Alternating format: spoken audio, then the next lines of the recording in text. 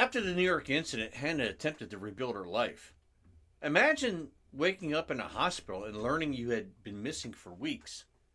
Learning that strangers saw you wandering through the city while you had no idea who you were. The psychological impact must have been enormous. Still, Hannah tried to move forward.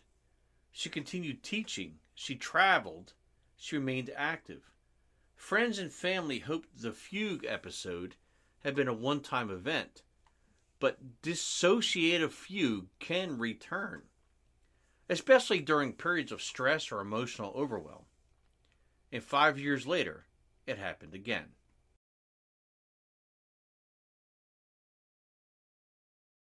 In September of 2013, Hannah was living in Maryland. Now 28 years old, she worked as an assistant teacher at a monastery school. Then one day, she vanished again. Coworkers noticed she was missing. Soon afterward, her phone and wallet were reportedly discovered abandoned near a walking path. For family members, the fear must have been immediate, because this wasn't an ordinary missing person case anymore. This was becoming a pattern.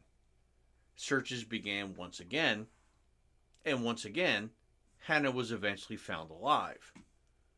2 days later, she reportedly borrowed a stranger's phone and contacted her mother. Authorities located her in the Wheaton-Glenmont area.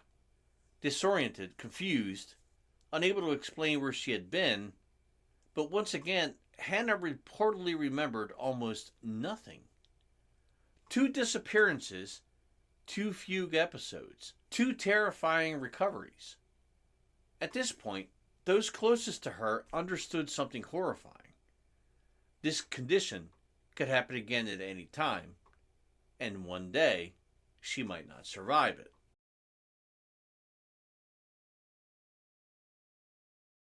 After the second disappearance, Hannah sought another fresh start. Eventually, she relocated to St. Thomas in the U.S. Virgin Islands. It was beautiful, warm, peaceful, a place many people dream of escaping to. She accepted a teaching position there and appeared to settle into island life. Friends described her as kind and deeply connected to the community. For a while, things seemed stable. But in 2017, the islands were struck by catastrophe. Hurricane Irma slammed into the Caribbean. Homes were destroyed, power grids failed, roads flooded. Residents described the aftermath as chaotic and traumatic. And before the islands could recover, another storm approached. Hurricane Maria, one of the deadliest Atlantic hurricanes ever recorded. People scrambled for supplies, communication systems collapsed. Fear spread across the islands, and in the middle of this chaos, Hannah disappeared for a third time.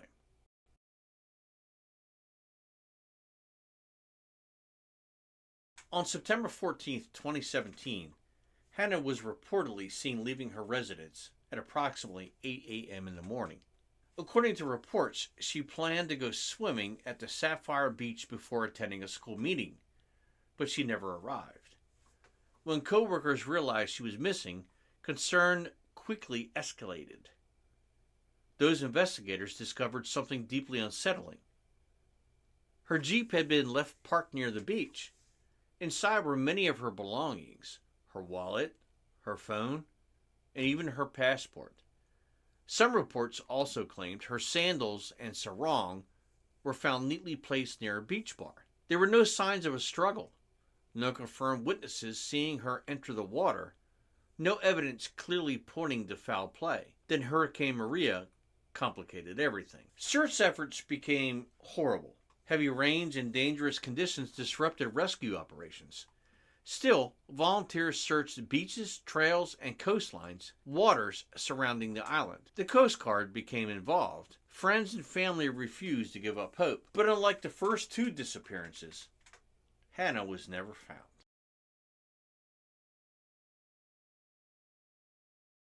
What makes Hannah's case so haunting is the possibility that she may not have realized she was missing. During severe dissociative fugue episodes, people can appear outwardly functional. They may walk, eat, travel, speak normally.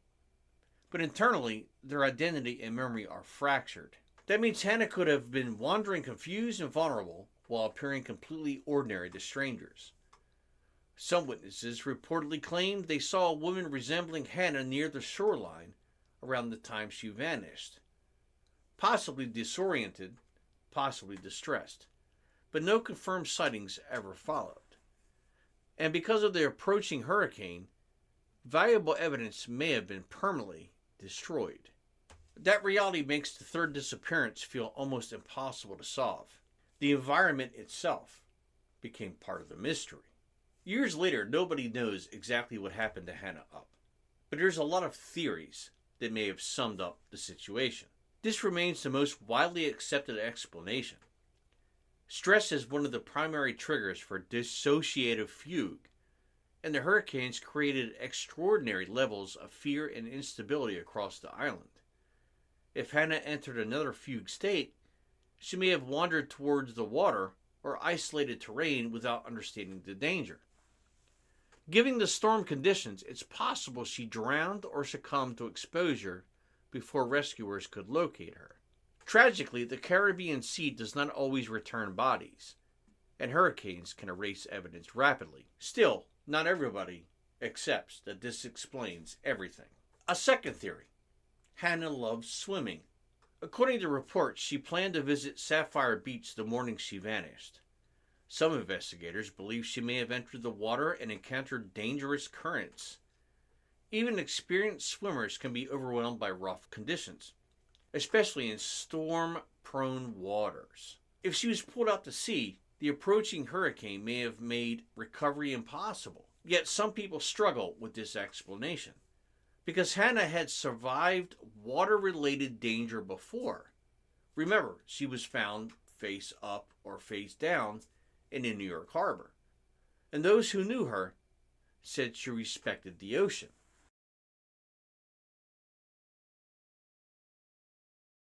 Another possibility is that Hannah maybe encountered someone dangerous.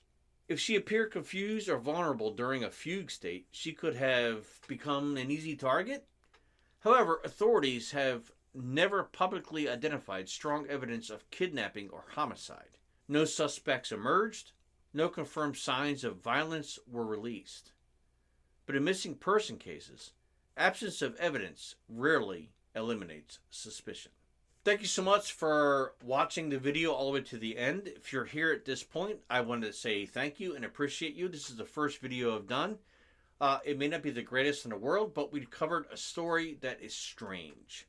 And that's the point of this channel, is we're going to continue to cover stories that are strange, that may have a solution, and they may not. And that's why the channel is called What Truly Happened. We may know, we may not. Thank you for watching all the way to the end. Don't forget to subscribe, like, comment down below if you have any information about the story that we talked about today.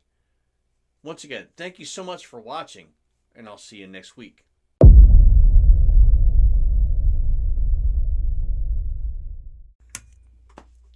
Grab a stump. I got a story for you.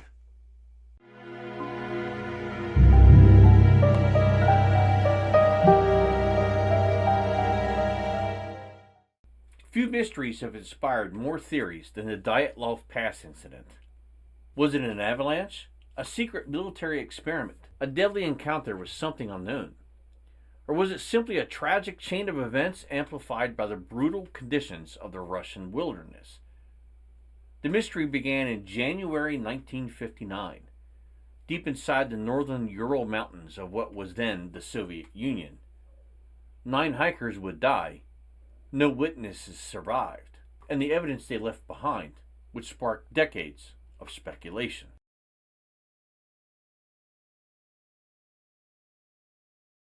At some point during the night of February 1st or early morning February 2nd, something happened. Something so alarming that 9 experienced hikers suddenly abandoned the safety of their tent.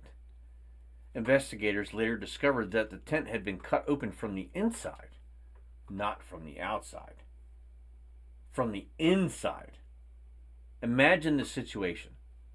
Outside temperatures approached negative 30 degrees Celsius. The group possessed warm clothing, boots, food, and survival equipment. Yet they left nearly all of it behind. Some fled wearing only socks. Others wore almost nothing at all. Whatever frightened them seemed more dangerous than freezing to death. But the question is, why?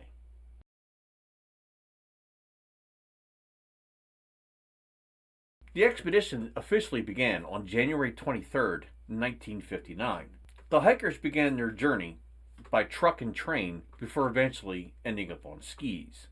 Throughout the journey, they kept detailed diaries and took numerous photographs. Those records provide a surprisingly clear picture of their final days. The mood was cheerful. The hikers joked with one another. They sang songs. They posed for photographs. Nothing suggested the disaster that was approaching. On January 28th, Yuri Yudin became too sick to continue. He said goodbye to his friends and returned home. The remaining 9 continued toward their objective. Over the next several days, weather conditions worsened dramatically. Temperatures plunged far below zero. Powerful winds swept across the mountains. Visibility deteriorated. On February 1st, the group made a navigational error. Rather than moving into a forested area that would have provided shelter, they ended up on the exposed slope of Kholat Sayaka. For reasons still debated today, they decided to set up camp directly on the mountainside. It would be the last decision that they made.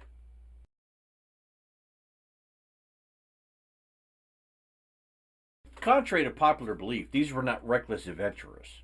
They were highly experienced outdoor enthusiasts. The expedition was led by 23-year-old engineering student Igor Dyatlov. The group consisted of, and I'm not going to say their last names because I'll probably butcher them, so we're going to go with the first names. Igor, Zaneta, Rustam, Yuri, another Yuri, Ludmila, Alexander, Semyon, and Nikolai. A 10th member, Yuri Yudin, a third Yuri, would become crucial to the story. He became ill early in the journey and returned home. His decision would save his life. He would later become the only surviving member of the expedition. The hikers were attempting a challenging trek through the northern Ural Mountains, eventually reaching a mountain known as Kholat Sayaka. In the language of the indigenous Mansi people, the name roughly translates to Dead Mountain. Why you would want to, trek a mountain called Dead Mountain is beyond me. An unsettling coincidence that would become famous after the tragedy. But at the time, it was another difficult destination for a group of skilled young adventurers.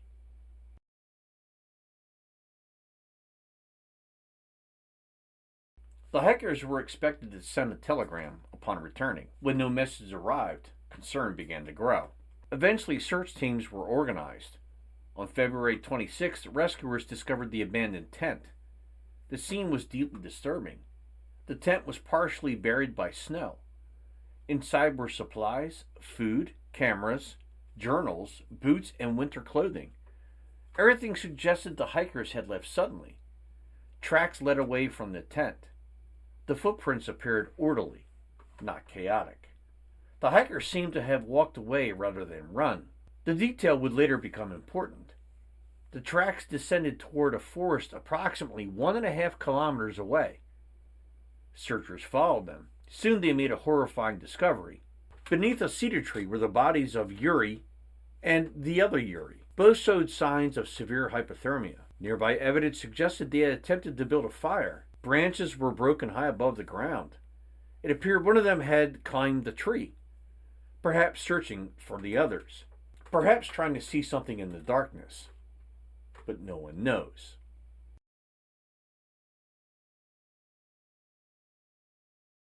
Non-experienced hikers entered the most dangerous mountain range on Earth. Weeks later, rescuers found their tent slashed from the inside. Some of the hikers had fled barefoot into the frozen darkness. Others were found with crushed skulls, fractured ribs, and other mysteries that just didn't make sense. For over 60 years, the question has remained the same. What happened on that mountain? This is the story of the Dyatlov Pass incident. Between the cedar tree and the tent, rescuers found 3 more bodies. First came Igor, then Zaneta, then Rustam. All 3 appeared to be attempting to return to the tent. It was as if they had realized their mistake and tried desperately to reach their supplies. But they never made it. Official examinations concluded that hypothermia caused their deaths. Yet many questions remain unanswered. Why leave the tent? Why separate? Why attempt to return? And where were the 4 remaining hikers? And for months, nobody knew.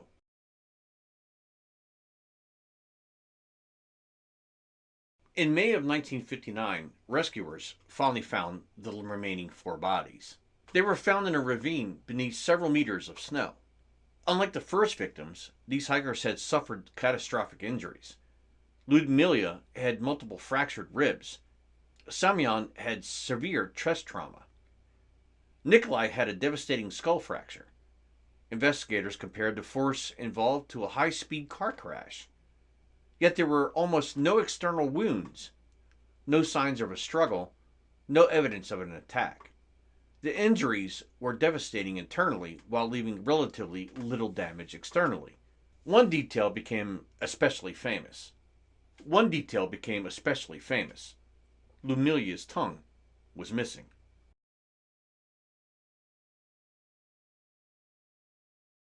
As investigators examined the evidence, several things became apparent.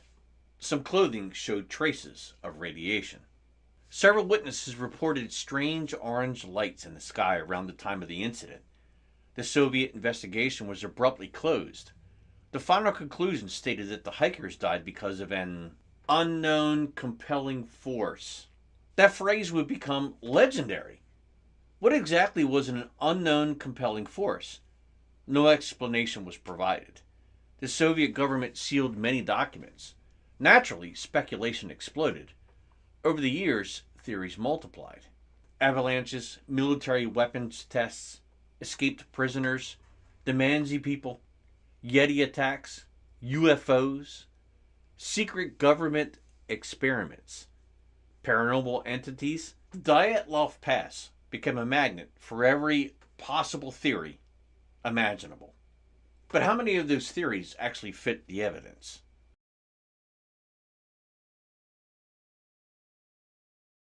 More than 60 years later, the Dyatlov Pass incident remains one of the world's most unsolved mysteries. The evidence suggests there was probably no monster, no alien encounter, no supernatural force. The most likely explanation is a combination of natural events, human decision-making, extreme weather, and terrible luck. Yet the mystery persists because of one undeniable fact. No one witnessed the final hours.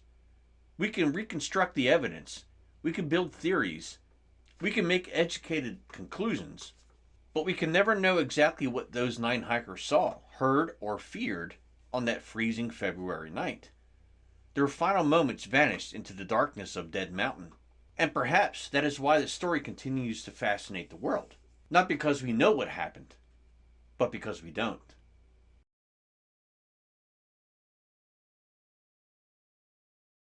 What do you think happened at Dyatlov Pass? Was it just a tragedy, or was there something more going on? Is there still a missing piece of evidence? Let us know your theory in the comments.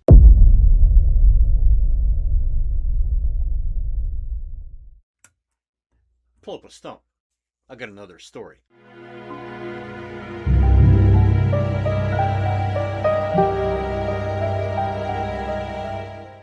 Let's play a quick game.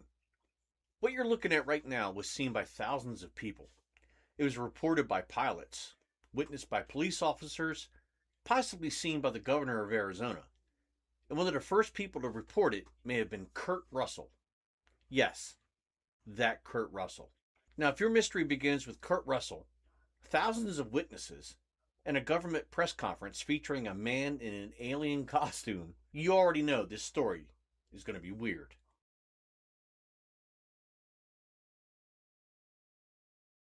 Imagine being Kurt Russell. You're flying into Phoenix. You see 6 lights in a V formation. You report them. Then you completely forget about it. Years later, you're watching television and discover, oh, right, I accidentally became part of one of the most famous UFO sightings in American history. That's not a normal sentence, and yet here we are. Oliver and I were flying in. I was flying him to go see his girlfriend, and we were on approach, and I saw 6 lights over the airport in absolute uniform in a V shape, and Oliver said to me, I was just looking at him, and I was coming in. We're maybe a half a mile out, and Oliver said, "Pa, what are those lights?" And I then it kind of like came out of my reverie, and I said, "I don't know what they are." I said, he said, "Are we okay here?" And I said, "Yeah, I'm gonna call him," and I reported it. And they said, "We're not painting anything. We don't show anything." I said, "Well, okay, I'm gonna declare it's unidentified, it's flying, and it's 6 objects." Mm-hmm. We landed. I taxied, dropped him off, took off, went back to L.A. Never said a word. He never said a word. I never thought of it. 2 years later, Goldie is watching a television show when I came home. Yeah. And the show is on UFOs. But as I came home, "Hey, honey, how's it going?" And I'm kind of hearing the TV going, and I stopped and I started watching, and it was on that event. Now, that was the most viewed UFO event. Over 20,000 people saw that. And I'm watching this, and I'm feeling like Richard Dreyfuss in Close Encounters of the Third Kind. It's like, why do I know this? You know what? And it's not clear to me. Because on March 13th, 1997, something happened over Arizona. Nobody disputes that. The argument starts immediately after that sentence, because nobody can agree on what happened. Some people believe they witnessed a giant spacecraft. Others believe it was military aircraft. The military says some of the lights were training flares. And somewhere in the middle of all this confusion, Arizona's governor felt that this was the best action. 1997. This event called Lights Over Phoenix. What did you see? Well, I saw a huge craft just kind of come right over Squaw Peak. That was, it was just breathtaking. And I'm not sure about the date. You've got a better memory March for the 13th. dates than I do. Yeah. But there was no, like the Clinton day, no. No. No. I was on a... That. And we'll come back to that masterpiece later.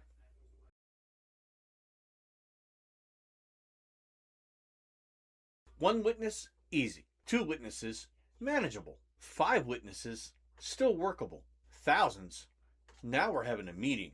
Because that's what happened in Arizona. Thousands of people reported seeing an enormous V-shaped object moving silently through the night sky. And before anyone says, well, maybe there was a mistake made. Sure, it's possible. Humans do make mistakes. But thousands of people making the exact same mistake at the exact same time is where things start becoming interesting. Especially when some of those people are pilots. And one of those pilots is Kurt Russell, which somehow keeps making this story stranger.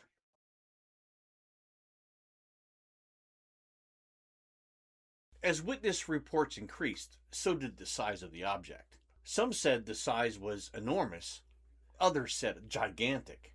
A few essentially described a flying county. Several witnesses described they could see several lights connecting an object, not because it was illuminated, but because it was blocking the stars behind it. Now, if true, that's simply a different situation from describing lights, because lights can be misidentified. A giant object large enough to block out stars? That's harder to actually invent. Not impossible, but harder.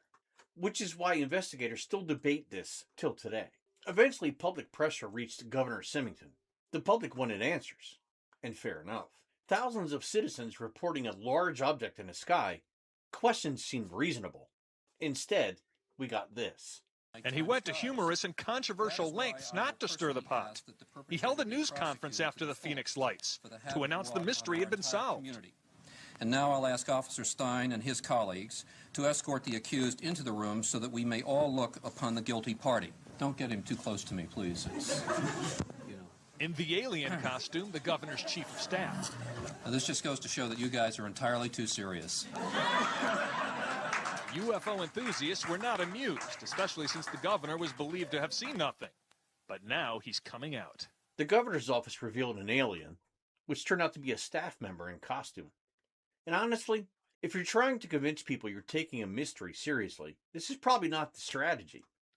Imagine witnessing what you believe is a mile-wide UFO, then seeing your state government respond with a joke from a Halloween party. It's almost impressive. Years later, Symington would admit he saw something unusual himself, which means this press conference somehow became even stranger in hindsight, because now it looks less like a joke and more like a man trying desperately to avoid becoming part of a UFO documentary. Unfortunately for him, that plan failed spectacularly.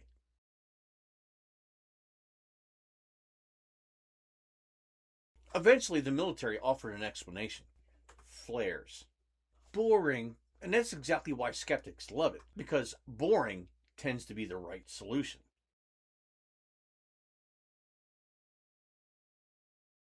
Most mysteries are solved by reasons that are disappointingly normal. Unfortunately for everyone involved, that explanation didn't satisfy everyone, because many believed that the flares only explained their earlier experience, but not the lights later that evolved. And that's where the argument has remained for nearly 3 decades.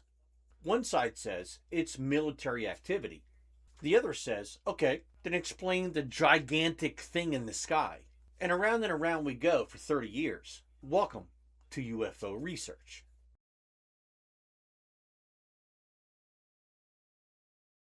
Let's go back to where we started. These lights. This footage. This exact moment. Thousands of people looked at the same sky that night. Many described the same thing. Many still stand by their accounts today. Some believe they witnessed one of the greatest UFO events in history. Others believe they witnessed a combination of military activity and human perception. And perhaps the most fascinating part is that both sides are looking at the same evidence, the same videos, the same reports, the same witnesses. Yet they arrive at completely different conclusions. That's what makes the Phoenix Lights unique. Not just what people saw, but the fact that we're still talking about it, still debating it, and we're still wondering. Because on March 13th, 1997, something weird happened over Arizona.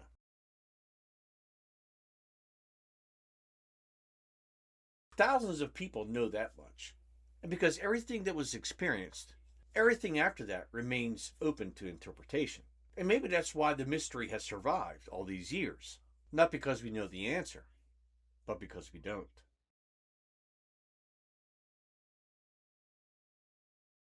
After nearly 3 decades, here's the most reasonable conclusion.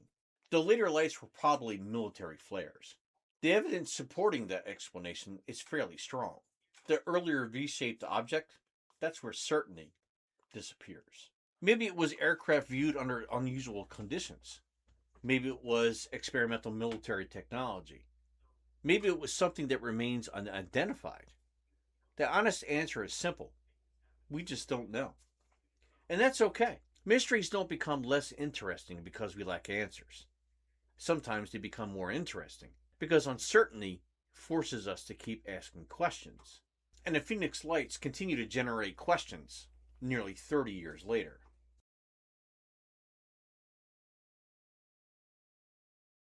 So what do you think? Was it military flares? Secret technology? A giant misunderstood aircraft formation? Or just simply something we can't explain? Let me know in the comments. And if you enjoyed today's story and the mystery surrounding it, subscribe, like, and comment on this video to be a part of future videos. Thank you so much, and you're appreciated for everything that you do. And remember, what the hell?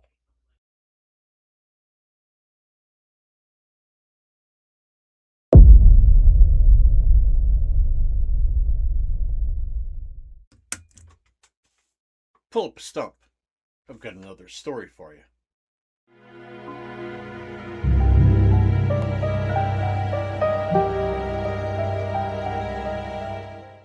Imagine living in New York City and looking across the water at an island you're not allowed to visit. Not because it's military, not because it's owned by billionaires. You're not allowed on this island because it reads like a checklist of humanity's worst ideas.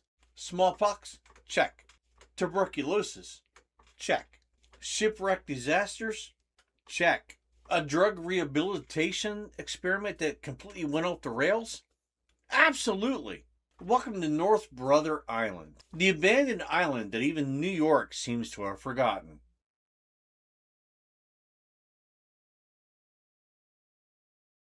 North Brother Island sits quietly between what is considered the Bronx and Rikers Island. Most New Yorkers have never been there, and never will. Today it's off limits and largely controlled by the city as a protected bird sanctuary. The buildings have been swallowed by nature, turning the island into something that looks less like New York and more like the opening scene of a post-apocalyptic movie. And yet for decades, this tiny island played a massive role in the city's history. If New York had a basement where it shoved all of its problems, North Brother Island would be that basement.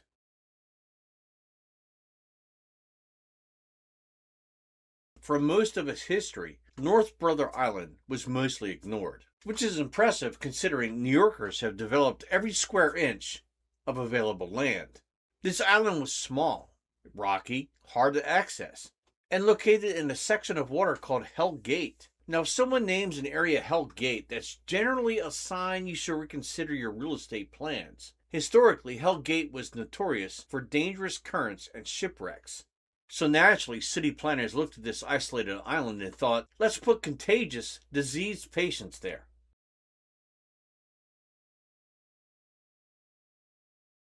In the 1880s, New York had a serious problem. People kept arriving with serious conditions. Smallpox, typhus, scarlet fever, tuberculosis. Diseases that could spread quickly through local neighborhoods. The solution? Build Riverside Hospital on North Brother Island in 1885.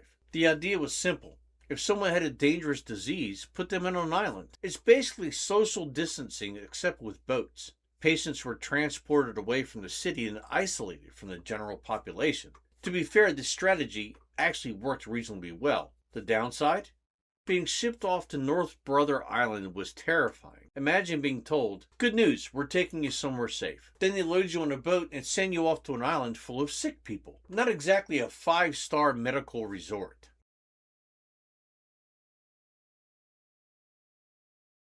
Conditions varied over the years. Some patients recovered and left. Others never returned home, but the island expanded. New buildings appeared.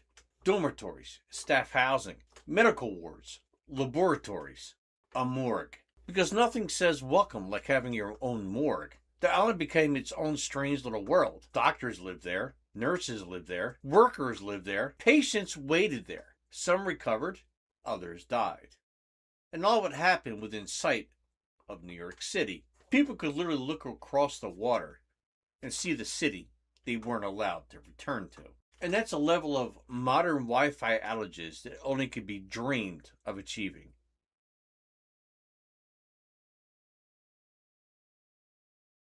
Then came one of the darkest days in New York history, June 15th, 1904. A passenger steamship called the General Slocum caught fire in the East River. Thousands were aboard. Many were families on a church outing. Panic spread rapidly. Life preservers failed. Lifeboats were unusable, and the fire consumed the vessel. More than 1,000 people died, making it one of the worst disasters in New York City history. North Brother Island suddenly found itself at the center of a catastrophe. Doctors and nurses rushed from Riverside Hospital. Survivors were brought ashore. Victims were recovered from the water. For a brief moment, the island became an emergency response center. Tragedy devastated New York's German-American community. Entire families disappeared. Entire neighborhoods mourned. And North Brother Island became permanently linked to this disaster.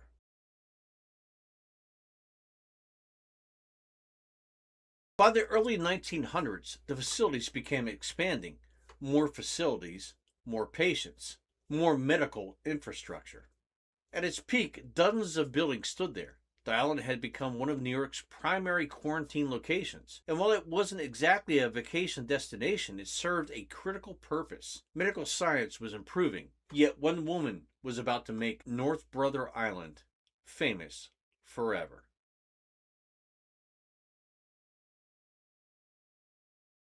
Her name was Mary Mallon, but history remembers her as Typhoid Mary. And her story almost sounds impossible, because Mary worked as a cook. Everywhere she worked, people mysteriously developed typhoid fever. Investigators eventually discovered something shocking. Mary carried the bacteria that caused typhoid fever, but she wasn't sick herself. Today we call her an asymptomatic carrier. At the time, people had no idea such a thing was even possible. Imagine being told, "You're spreading disease," and responding, "But I feel fine." And both statements being completely true, Mary refused to believe she was responsible. Authorities tried to stop her from working as a cook. She kept doing it anyway, sometimes under different names, which did not exactly help her case. Eventually, officials ran out of patience. In 1915, she was forcibly quarantined to North Brother Island. And there she remained for 23 years. That's longer than most prison sentences.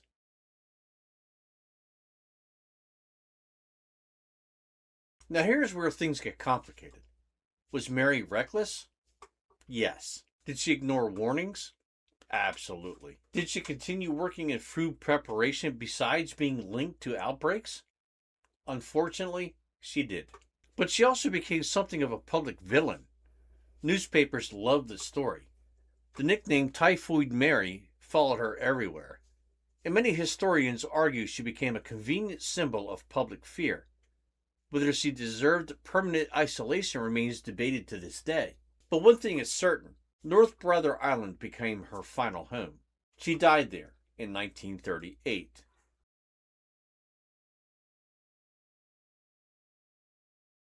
After the era of major quarantines began fading, the island needed a new purpose. Following World War II, North Brother Island became a home for returning veterans and their families. For a brief time, children played where previous quarantine patients once lived. Families lived in former medical facilities, which is admittedly one of the stranger housing developments in New York history. Congratulations on your apartment. Thanks. It used to be a contagious disease ward. What?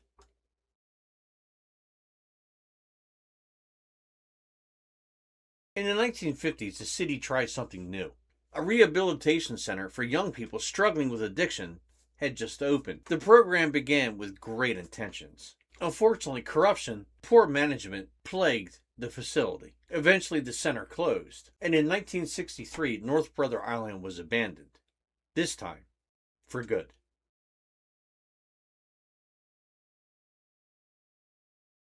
Nature moved in.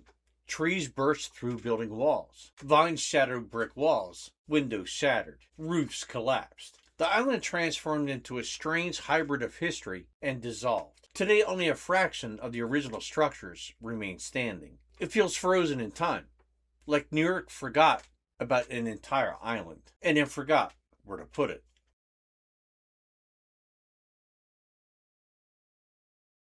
One of the most modern, fascinating looks at North Brother Island comes from a YouTube channel called 2 Feet Outdoors.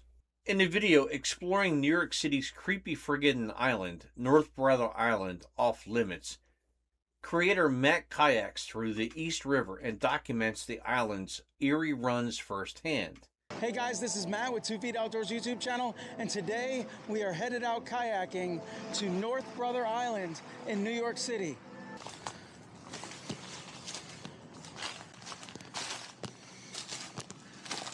Wow, this is really cool in here.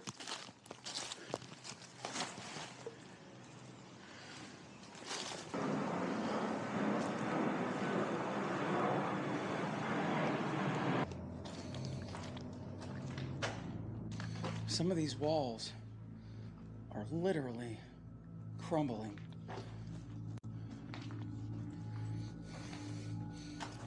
So that's to the basement.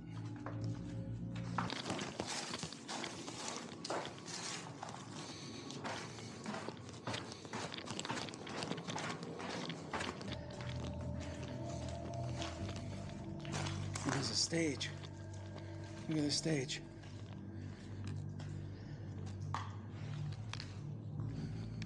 The footage shows overgrown buildings, flooded interiors, collapsing structures, and the remains of the former Riverside Hospital where Typhoid Mary spent her final years. Watching the island today is like seeing history slowly being reclaimed by nature. No crowds, no traffic, No skyscrapers. Just birds, trees, and a forgotten chapter of New York City.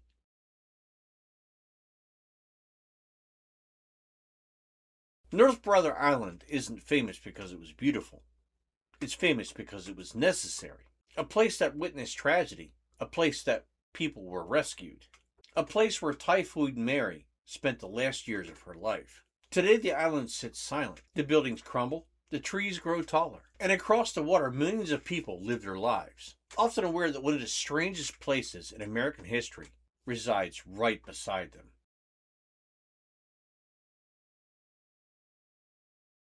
If you enjoyed this deep dive into forgotten history, subscribe for more videos about abandoned places and unsolved mysteries, disasters, and the corners of history that time has forgotten. Because sometimes the most fascinating stories are the ones hidden in plain sight. And don't forget to subscribe, like, and comment down below your thoughts on this story. And as always, what the hell?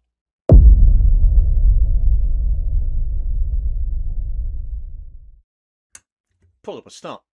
I got another story for you.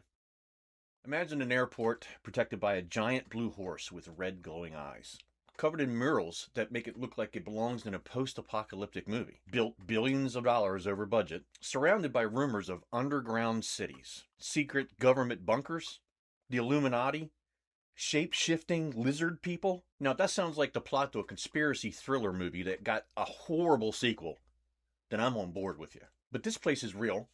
Millions of people pass through it every year. But the strangest part is not the conspiracy theories.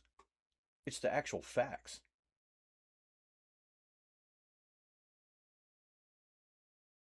Every once in a while, something comes along that it just appears like it was designed on purpose to make people question it. Denver International Airport is definitely one of those places. For nearly 30 years, people have questioned, thrown out theories, created blogs, made videos about it, just like the one we're doing today. But is it just the world's largest airport? Or is there something more mysterious going on there? Today we're going to look at one of America's biggest living legends. We're going to separate facts from folklore. We're going to follow the evidence where it leads. We're going to laugh at a few theories that apparently whoever made them had one too many cups of coffee. And in the end, we're going to let you decide what happened. So, let's get started right from the beginning.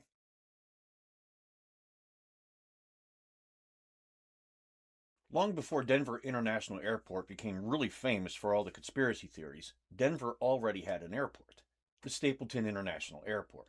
For decades, Stapleton served the city well. It handled millions of passengers, connected Denver to the rest of the country, and played an important role in making the city a transportation hub. But cities grow, and Denver grew faster than anyone expected. Neighborhoods expanded around the airport, businesses moved closer, roads became more crowded. Soon there was almost nowhere left to build. Imagine buying a small starter home. A few years later, you have some kids. Then you have another kid. Maybe you throw a dog in there for good measure. Now your perfect little house suddenly feels like you're all living inside a storage closet. That's essentially what happened to Stapleton. It wasn't a bad airport. It had simply become too small for the future Denver envisioned. Then there was another problem: Colorado weather. And if you've ever been there, you already know the weather has a personality of its own. One minute it's sunny, the next minute you're wondering if Mother Nature accidentally hit the shuffle button. Strong crosswinds regularly delayed flights because Stapleton's runways weren't ideally positioned. Every delay cost airlines money. Every delay frustrated passengers. And every delay reminded city leaders of one uncomfortable truth. Eventually, something's got to change. During the 1980s, officials proposed something incredibly ambitious.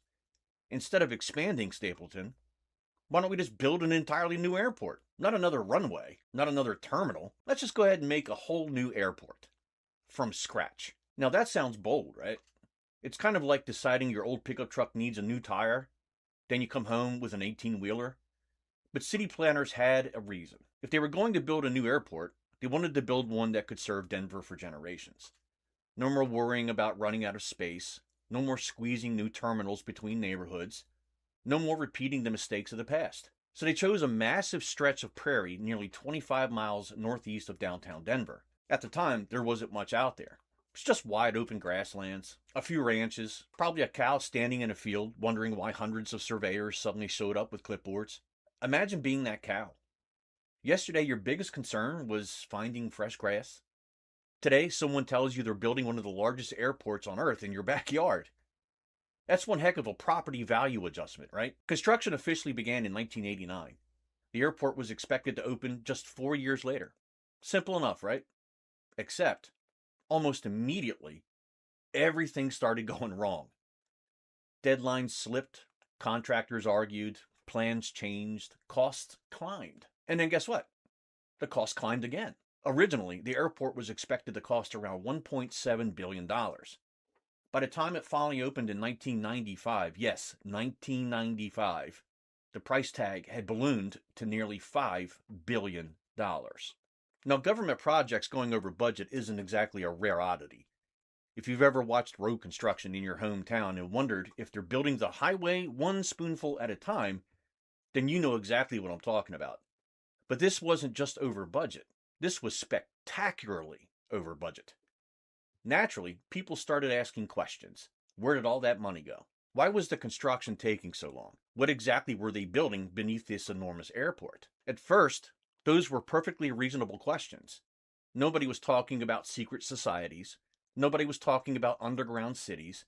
Nobody had even mentioned lizard people yet, because while the public was looking at the terminals above ground, engineers were building something below ground that was unlike almost anything an airport had attempted. And when that system failed, the conspiracy theories literally wrote themselves.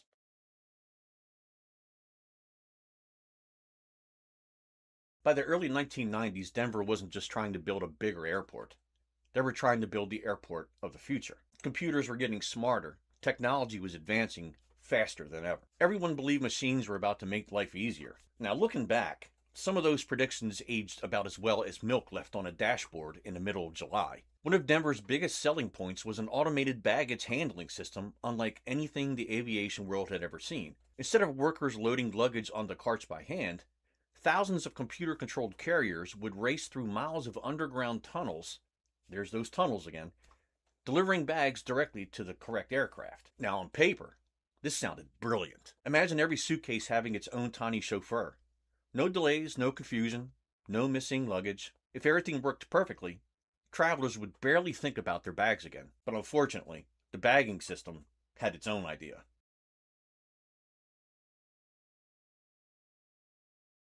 And then on demo day, airport officials invited reporters to come and witness the new technology. Cameras were rolling, engineers were standing there proudly, and then chaos.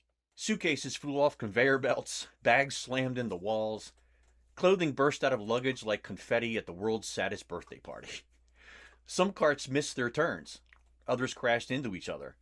One reporter later described it as luggage being eaten alive. That's not exactly the kind of review you want before opening day. Imagine checking your suitcase in New York, only for it to arrive in Denver looking like it had just completed Marine Corps boot camp. The technology wasn't just having a bad day, it simply wasn't ready. Every attempt to fix one problem seemed to create two more. Engineers rewrote software, they modified the tracks, they adjusted sensors, they replaced components. Weeks turned into months, and then months turned into years. And every delay came with another price tag. By the time Denver International Airport finally opened in February of 1995, much of the ambitious bagging system had already been abandoned. Nearly $200 million had been spent on a system that never saw the light of day. That's enough money to make an accountant stare out the window and reconsider every decision they've ever made.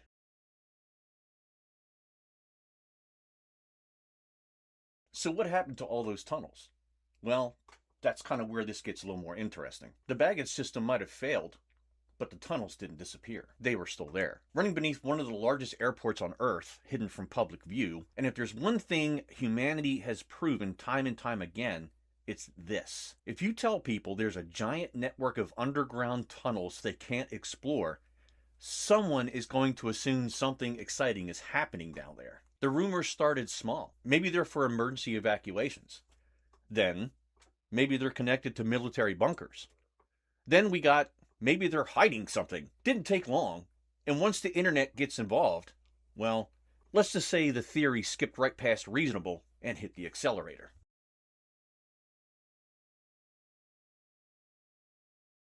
One of the most common questions people ask is pretty simple. What's underneath the airport? Well, the answer is a lot. Just maybe not what conspiracy theories would have you believe, though. Like any modern airport, Denver has underground utility corridors. But they're used for things that make sense.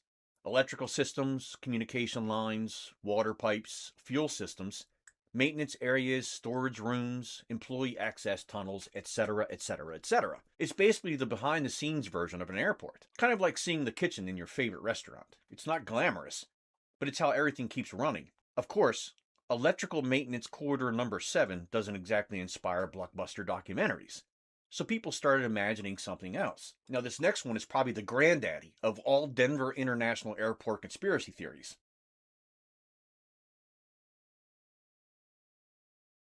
According to legend, the tunnels aren't just tunnels. They're connected to a huge city underground. Not a bunker, not a warehouse, an actual city, complete with apartments, medical facilities, food storage, power generation, transportation, everything needed to keep thousands of people alive if the surface would ever become uninhabitable. The theory usually continues like this. If disaster strikes, whether it's a nuclear war, a pandemic, an asteroid, or society deciding it's finally had enough, the world's most powerful people would need some place to go, right? So why not go underneath an airport? We're talking about presidents, military leaders, billionaires, global elites.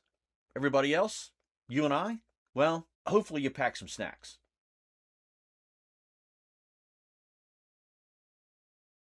Now you may ask, could that even be possible? And that's a fair question. Could engineers build a huge underground complex? Well, absolutely.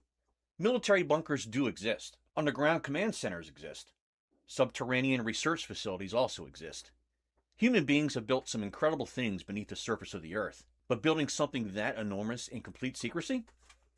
Well, that's a much tougher sell, wouldn't you think? Think about the logistics here. That's millions of tons of concrete, thousands of steel beams, ventilation systems, power grids, water treatment, construction crews, inspectors, engineers, the list goes on and on and on. Truck after truck after truck delivering materials. This is not something you could keep hidden. So keeping a project that size completely hidden would require an extraordinary level of secrecy. Personally, I just don't think that's possible. Now, it's not impossible, but I think it's just incredibly difficult. As the old saying goes, the fastest way to get a secret out is to tell just 2 people. Sooner or later, somebody talks.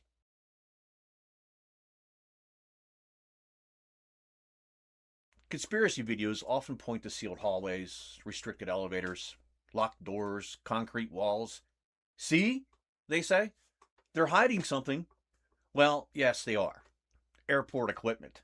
Imagine walking into your local hospital. There are doors clearly marked, authorized personnel only. That doesn't mean doctors are hiding Bigfoot in radiology. It means there's equipment behind the door that you probably shouldn't be playing with. And airports are no different. Restricted areas are part of operating a secure transportation hub. Sometimes the least exciting explanation is also the most accurate. Although I will admit, if I ever found a door labeled, "Definitely not a secret underground bunker," I'm opening that door. Probably not, but I'd like to think I would.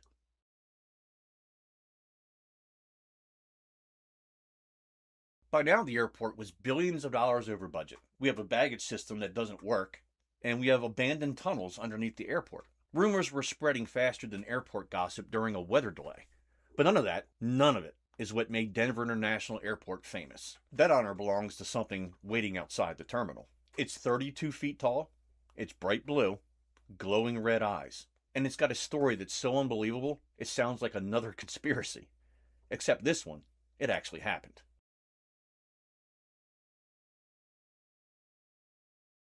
Every airport has its landmarks. Chicago has its skyline, Las Vegas has its lights, Orlando has palm trees. Denver?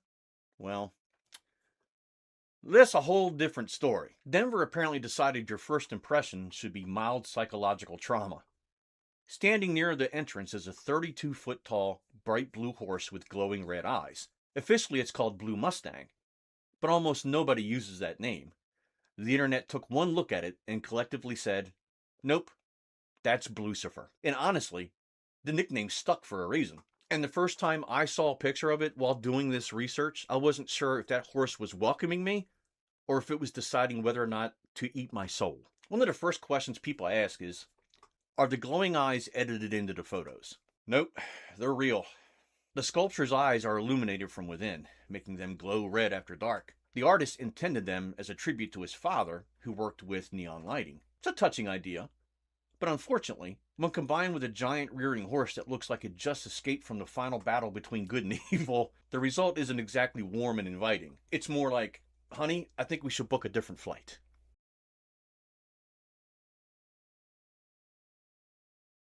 Now here's where we add another layer onto some weirdness surrounding this story. And we're still talking about this horse, by the way. It does take a heartbreaking turn, unfortunately. The man who created the sculpture was artist Luis Jimenez.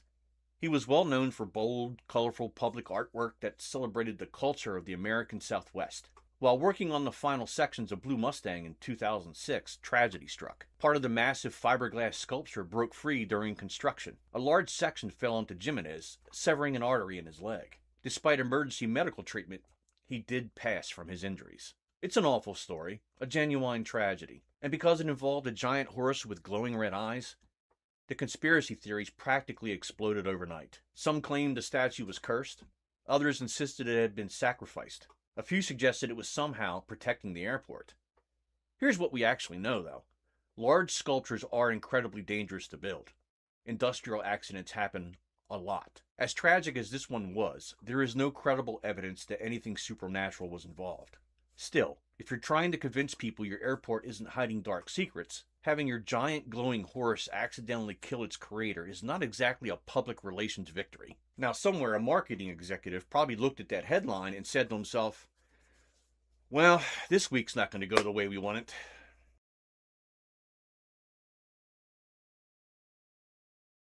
So if Lucifer unsettles people outside, wait till you get inside. The artwork is almost as worse. Walk through certain areas of the terminal and you'll find enormous murals unlike anything you'd expect to see in an airport. You'd think, oh, maybe some peaceful mountain landscapes, maybe some smiling vacationers. No, not here. These paintings show scenes of war, children mourning, buildings in ruins, a soldier wearing a gas mask, smoke, chaos. Then, as the murals continue, the mood changes just a little bit. The weapons disappear. People from different cultures stand together. Animals return. Nature begins to recover. Peace replaces conflict. The artwork tells a complete story, actually. But here's the problem. Most people only see pieces of it. And when you remove the ending from a story, the beginning can look a whole lot darker than what it really is. And there's one figure that appears in almost every documentary or video about Denver International Airport. A towering soldier wearing a gas mask, holding what appears to be a weapon. It's unsettling. And it's exactly what many internet posts do. They stop. They zoom in. They cue the creepy music, then ask, what are they trying to tell us? But context matters. Artist Leo Tanguma has repeatedly explained that the murals are about humanity overcoming war, violence, and environmental destruction. The frightening images aren't predictions. They're warnings. The peaceful ending isn't hidden. It's literally painted on the wall. You just have to keep walking. I'm sure there's a life lesson in there somewhere.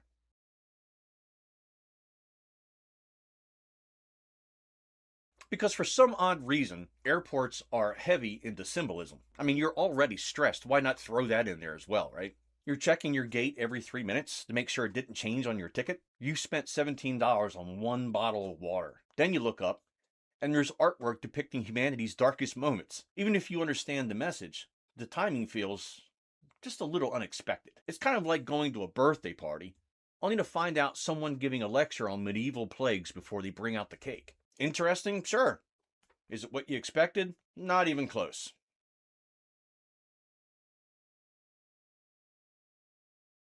Another section of the artwork features endangered and extinct animals preserved inside glass displays. Conspiracy theories claim it's a coded message about planned extinction events. The artist says it represents species humanity has already lost, or may lose if we don't change our ways. Again, whether you like the artwork is completely subjective. Whether it secretly predicts a global catastrophe, that's a totally different claim. And extraordinary claims require extraordinary proof.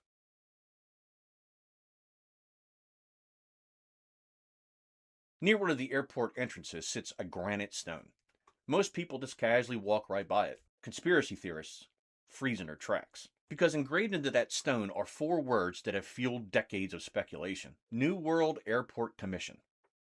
Sounds kind of freaky, doesn't it? Almost like the opening scene of a spy movie. People immediately began asking questions. Who were they? Why had nobody heard of them? Were they connected to the so-called New World Order? The answer appears far less dramatic, though. The New World Airport Commission was associated with the airport's dedication ceremonies. It wasn't some shadow government quietly pulling the strings of global politics. It was, however, a spectacularly unfortunate choice of wording. Imagine opening a seafood restaurant called Totally Not Food Poisoning. Technically, you can.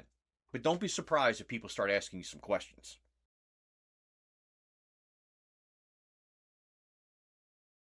And we're not done.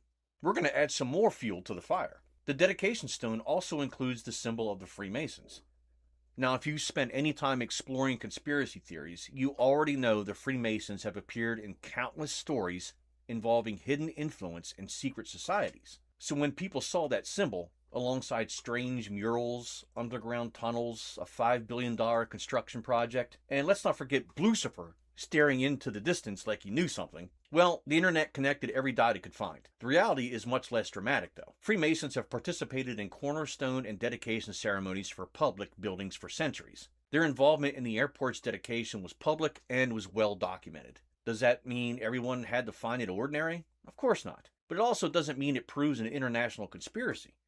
Sometimes history is stranger than fiction. Sometimes it's just history.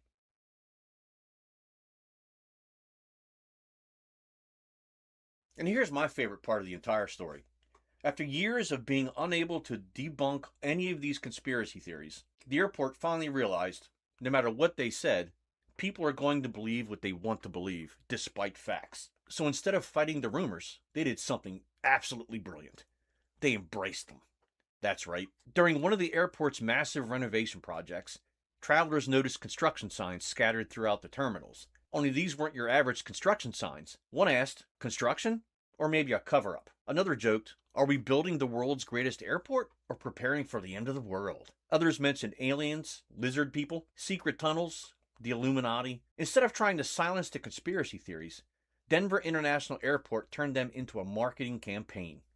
And honestly, it worked. People who had never even heard of the airport suddenly wanted to visit. Not because they had a flight, because they wanted to see if the place really was as strange as everyone claimed.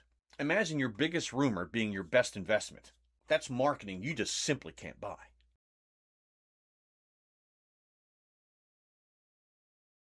And if that wasn't enough, we've got more. The airport introduced one of its most exciting attractions, a talking gargoyle named Greg. You heard it. That's correct, Greg. Because apparently someone in the marketing department woke up one morning and thought, well, you know what this airport needs? A sarcastic gargoyle. Now, Greg sits near baggage claim, greeting travelers with jokes and playful comments. He teases passengers about conspiracy theories, makes fun of the airport's own reputation. He poses for selfies. Imagine landing after a 4-hour flight. You're exhausted.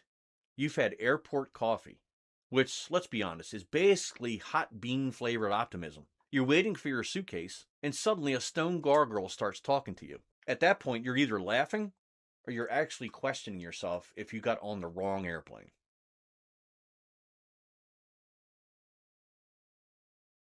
The internet's reaction to this was kind of mixed. Most people didn't understand the joke. Some did. The airport would post something like, please don't tell anyone about the underground lizard headquarters. Most readers laughed. Others immediately replied, see, they're admitting it. It's actually a fascinating example of something psychologists called confirmation bias. We naturally notice information that supports our belief, while ignoring information it doesn't. The airport was making fun of the rumors. Some people saw proof the rumors were fake. Others saw proof the airport was hiding the truth in plain sight. Same joke, completely different conclusions.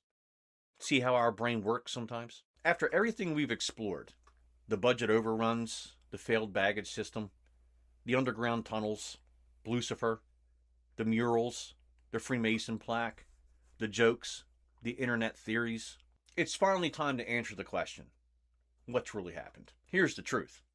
Denver International Airport became the world's biggest conspiracy theory. Not because of one unbelievable mystery, but because there were multiple mysteries stacked on top of each other. Think about it. If the airport only had strange artwork, people probably would have just shrugged. If it only had a giant blue horse, people would have called it unusual. If it only had underground tunnels, nobody would have cared. But put all those things together, add in a construction project that ran years late, billions of dollars in overruns, a failed baggage system, a mysterious dedication plaque, and hand that entire story to the internet, and you've just created a legend.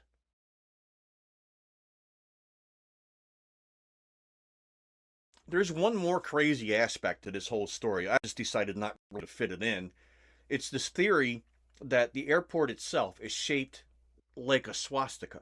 I'll add a picture right now so you guys can kind of see what they're talking about.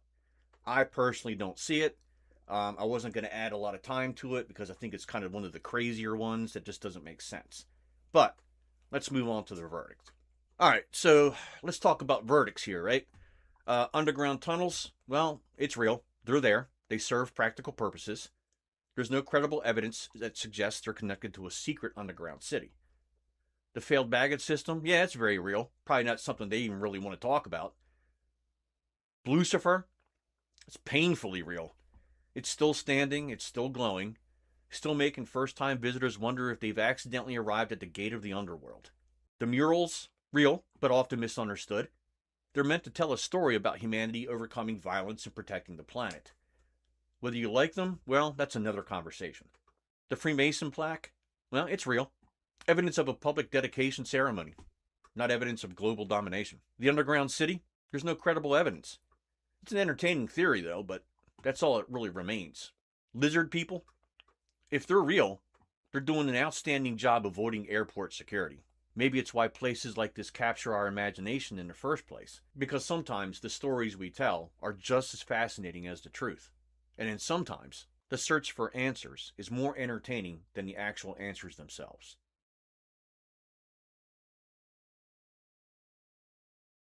Congratulations to everybody who made it to the end. If you enjoyed today's story and you like these kind of theories, debunking mysteries, unsolved things, then, like the video, subscribe if you'd like to so you can get a chance to see future videos. And also leave a comment down. What was your favorite part of the story? As always, thank you very much for spending time with me, and I hope you look forward to the next one. Until then, what the hell?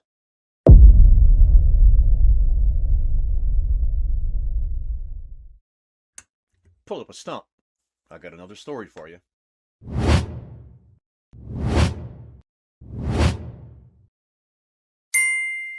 Have you ever looked at the woods at night and realized the woods are looking back at me? Imagine you're 13 years old and something fiery goes flying through the sky. You and your friends go running towards it because, well, you're 13 years old and you have no sense of survival abilities. Instead of finding a meteor, you find a creature 10 feet tall. Its eyes are glowing orange. Its hands end in claws. It floats instead of walks. But the air is burning your throat. And 70 years later, people are still arguing over what they saw. Was it an alien? Was it a secret military experiment? Mass hysteria? Or did one group of kids turn an honest, innocent owl into one of America's most mysterious stories?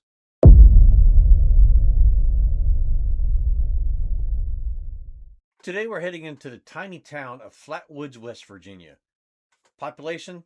Not even enough to field a baseball team. But in September of 1952, this little community became one of the biggest UFO stories in the history of America. Unlike stories that slowly grow over decades, this one exploded almost overnight. Newspapers covered it, the military investigated it, scientists debated it, Hollywood stole from it, and video games borrowed it. Even today, people still travel there hoping to find evidence of what happened. So, what truly happened? Well, let's find out.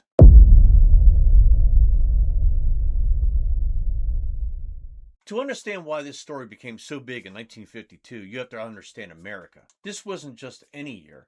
The Cold War was heating up. People were practicing nuclear war drills, and the Korean War was just warming up. Jet aircraft were becoming more advanced. Secret military projects filled the skies, and UFO reports were everywhere. In fact, 1952 became known as one of the biggest UFO years in American history. Thousands of sightings flooded newspapers, including the famous Washington, D.C. radar incidents, where even the Air Force struggled to explain mysterious objects appearing over the nation's capital. So, Americans were already primed to believe that something strange was happening. And then, September 12th happened.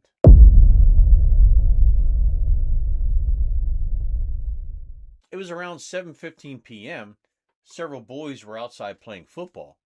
Nothing unusual until something streaked across the evening sky, not just over Flatwoods.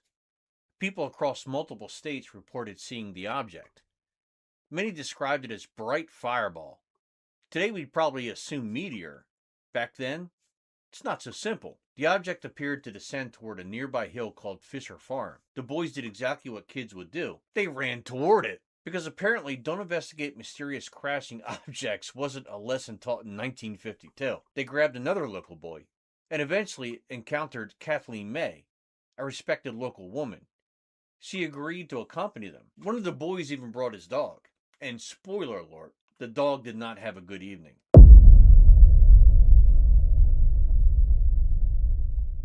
As the group climbed the hill, they noticed something was kind of odd.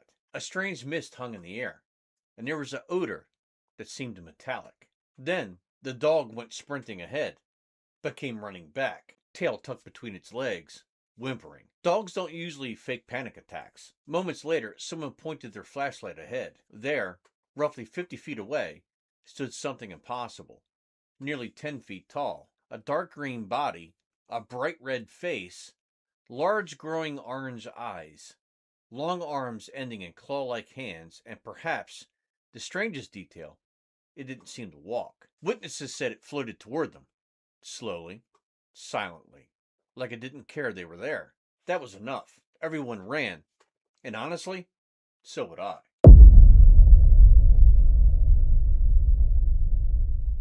Here's where things get a little bit stranger. Witnesses later reported burning eyes, nausea, vomiting, sore throats. Some claimed the strange mist lingered on. One witness reportedly required medical treatment afterward. Could fear cause some symptoms? Absolutely.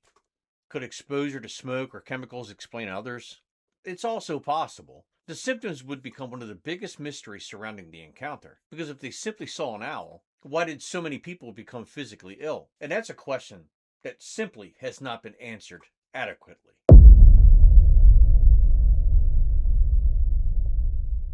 Now, let's talk about the explanation that skeptics absolutely love. The Great Horned Owl.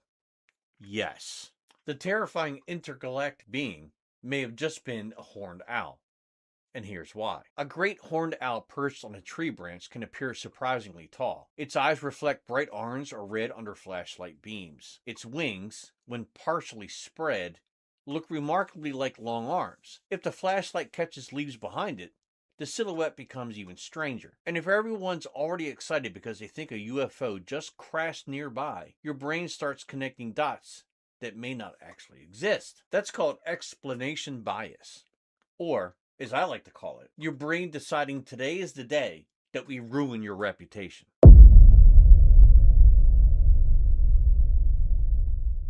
Picture the scene. You just got done sprinting through the woods. Your lungs are on fire and your heart is trying to escape through your ribs. And you're trying to explain to your neighbors that you've just seen, well, whatever that was. Some people believe them immediately. Others assume the kids had gotten themselves worked up over nothing. But then something unexpected happened. The witnesses weren't just frightened, they were sick. Several members of the group complained that their eyes burned. Their throats felt raw. Some reported nausea. Others began vomiting. One of the boys reportedly had trouble with his vision for days afterward. Kathleen May later insisted that whatever they encountered released some kind of oily mist or gas. Now, before we jump straight to alien poison cloud, there are other possibilities. Smoke from a brush fire, fumes from disturbed vegetation, psychological stress. Even hyperventilation can produce nausea and dizziness. But here's what makes investigators pause. Every witness described feeling ill independently. Nobody had time to gather around and compare symptoms before they started. That's one of the details believers point to even today. If this was simply a mistaken identity, why were people getting sick? Of course,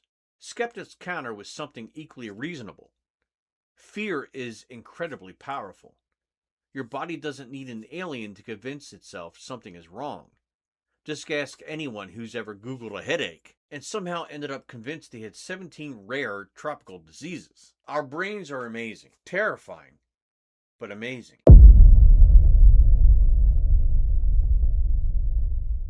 News travels fast in a small town, especially news involving floating monsters. Local authorities were contacted immediately. Among those responding was Sheriff Robert Carr.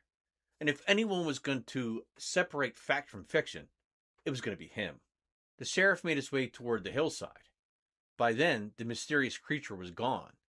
No giant footprints, no spaceship, no mysterious glowing alien. Instead, he found something else.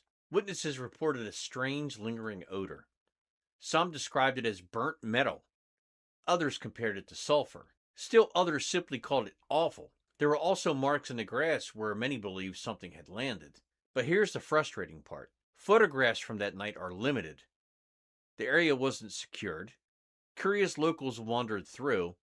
Reporters arrived. Evidence, if there was any, became contaminated almost immediately.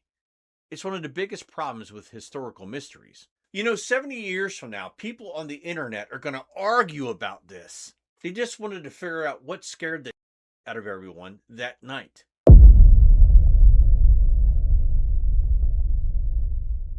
The next morning, the headlines exploded. Giant monster seen. Mysterious creature terrorizes West Virginia. Flying saucer lands near Flatwoods. Now remember, this was 1952. There was no Facebook, no YouTube, no TikTok, no Reddit detectives spending 14 straight hours analyzing 3 blurry pixels.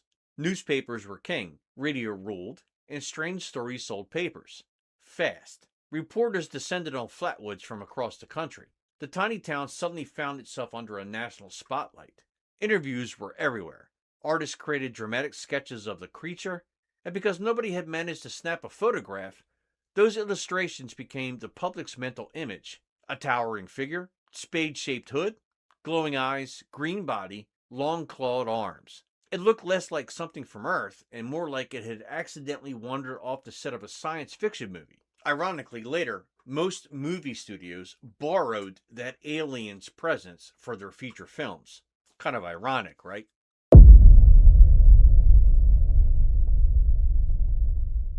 And this is where things become just a little bit, complicated.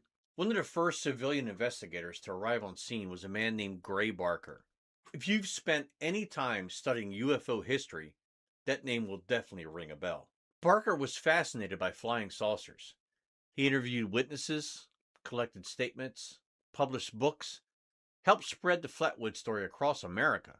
Supporters argue he preserved testimony that otherwise would have been lost. Critics argue he sensationalized everything he touched. The truth? Probably somewhere in between.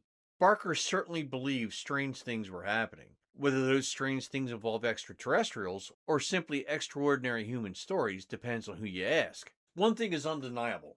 Without Gray Barker, you would have never, ever heard of this story.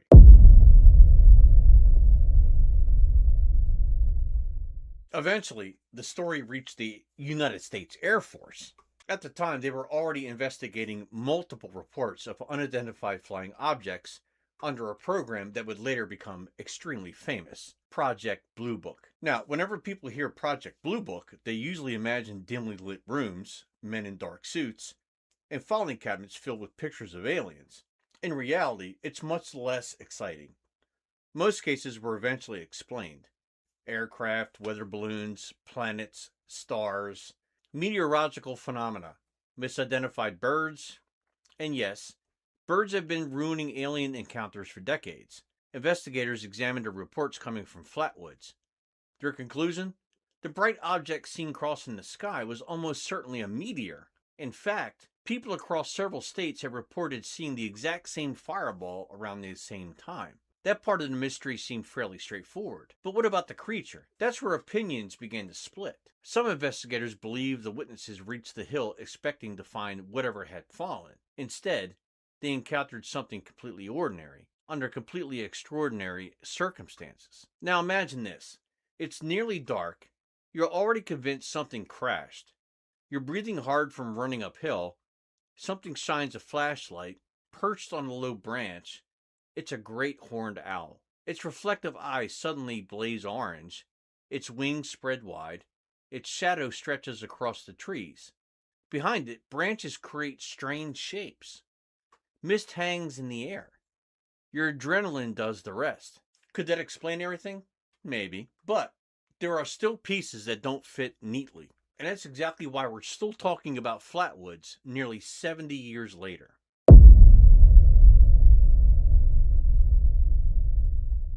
Let's put the most popular explanation on trial. Ladies and gentlemen of the jury, the defendant is one extremely confused great horned owl. Now, before anyone starts writing angry comments down below, this isn't some random guess. The owl theory was proposed by investigators after comparing witness descriptions with the appearance and behavior of a great horned owl. So, does it actually hold up? Well, let's start with the eyes. Witnesses consistently described large, bright, orange or red glowing eyes. That sounds pretty alien, until you remember how animal eyes work. Many nocturnal animals have a reflective layer behind their retina called their tapetum lucidum. When light hits it, their eyes seem to glow. Have you ever flashed a light at a deer on the side of the road? It's the same principle. An owl's eyes can appear startlingly bright under the beam of a flashlight, especially in complete darkness. So let's score 1 for Team Owl. But then there's the size. Witnesses estimated the creature stood somewhere between 7 and 10 feet tall. That's a pretty impressive owl, even by gym membership standards. A great horned owl is only about 2 feet tall.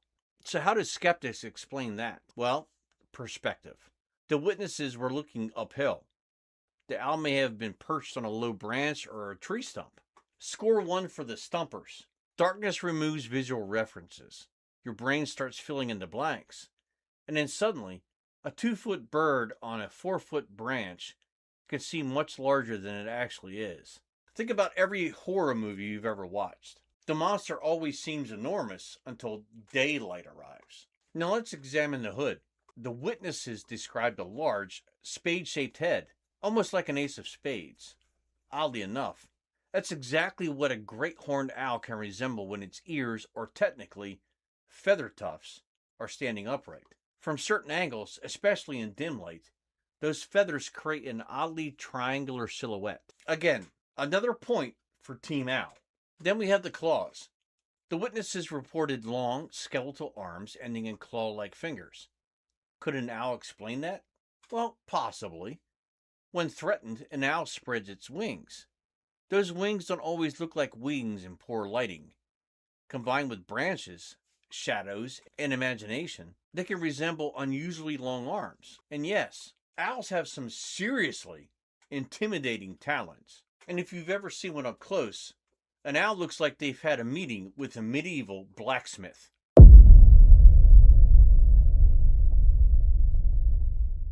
But then we hit a problem. The movement. Nearly every witness insisted the creature floated. It didn't walk, it didn't hop, it floated. That's much harder to explain. Supporters of the owl theory suggest the bird simply glided from one branch to another. Owls fly almost silently. Their feathers are specially designed to reduce noise. To someone already terrified, a silent glide in near darkness might easily appear supernatural. Still, none of the witnesses later said, "Oh, maybe it was just a bird." Even decades later, they had maintained they saw something extraordinary. Now we're stepping into one of the most fascinating parts of psychology. It's called memory. Most people think memory works like a video camera. You experience something, your brain records it, and later you remember it. But that's not how memory works at all. So why don't you try asking 10 eyewitnesses to describe the same car accident? And you'll probably get 12 different versions. Now imagine you're 13 years old. You've just witnessed what appears to be a fiery crash nearby. Your friends are excited, and the adults are nervous. A flashlight suddenly illuminates something unexpected. Your brain has milliseconds to answer this question. Am I about to die? Logic takes a back seat. Instinct grabs the steering wheel, and instinct has absolutely no interest in being scientifically accurate. There's another psychological factor worth mentioning. It's called expectation. When people expect to encounter something unusual, their brains become exceptionally good at finding unusual things. It's the same reason every creak in an old house suddenly sounds haunted, right after you've watched a horror movie. 5 hours later, that same creak was just your house complaining about its knees. The debate is whether that something was extraordinary or just something normal.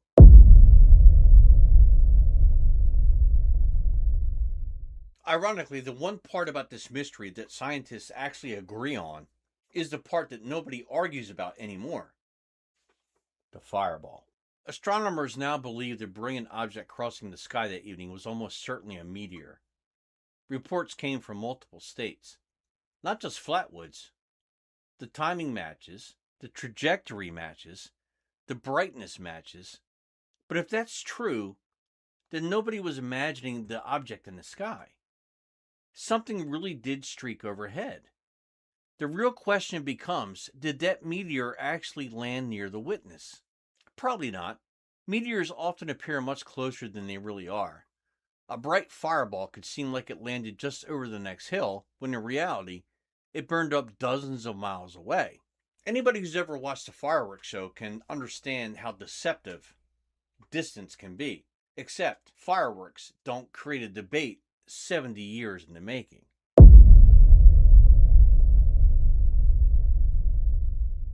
So let's combine the known facts. A real meteor crosses the sky. Several boys chase what they believe is the landing site. Darkness is falling. Mist hangs over the hillside. A frightened dog bolts. A flashlight catches something unexpected. Fear takes over. Is it enough to create one of America's greatest monster stories? For skeptics, absolutely. For believers, not even close. Because there are still several details that refuse to go away.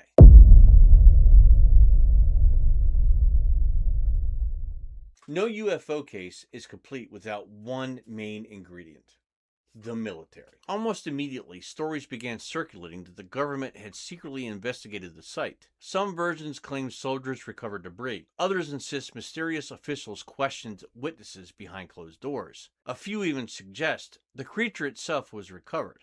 No credible documents have surfaced showing that the U.S. military recovered anything from Flatwoods. Project Blue Book acknowledged the reports. There's a difference between what actually happened and what people later said happened.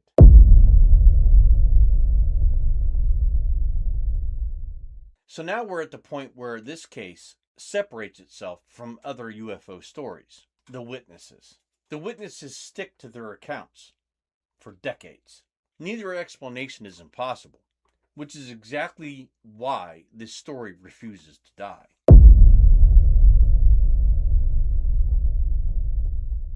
Mysteries don't always end with answers. Sometimes they end with better questions. And maybe that's why stories like Flatwoods continue to amaze us. Not because we expect to solve them, but because stories like this really amaze us and take us to a point where we don't understand our world and ourselves.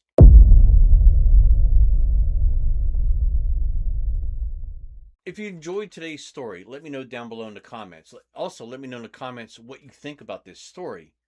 Was it an alien or was it not?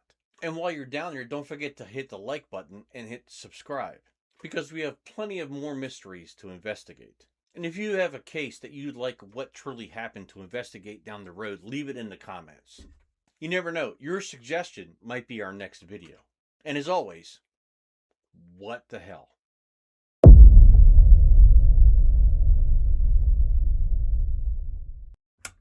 Pull up a stump. Got another story for you.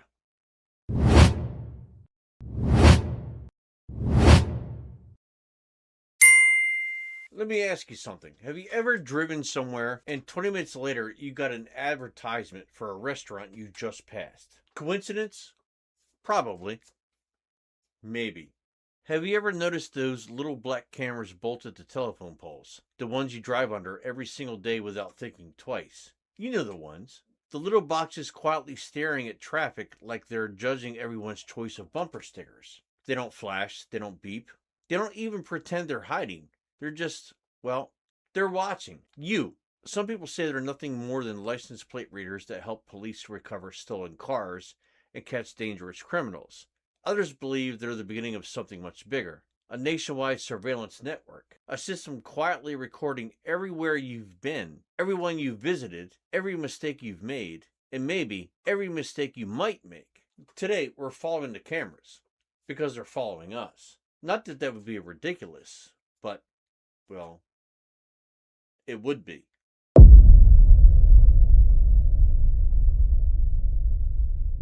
Imagine you're driving to work. You have a coffee in one hand, you have a regret in the other. You stop at a red light, you look up, and there's a black camera. You drive another mile, and there's another one. You turn into a shopping center, there's another one. You leave the shopping center, and guess what? There's another camera.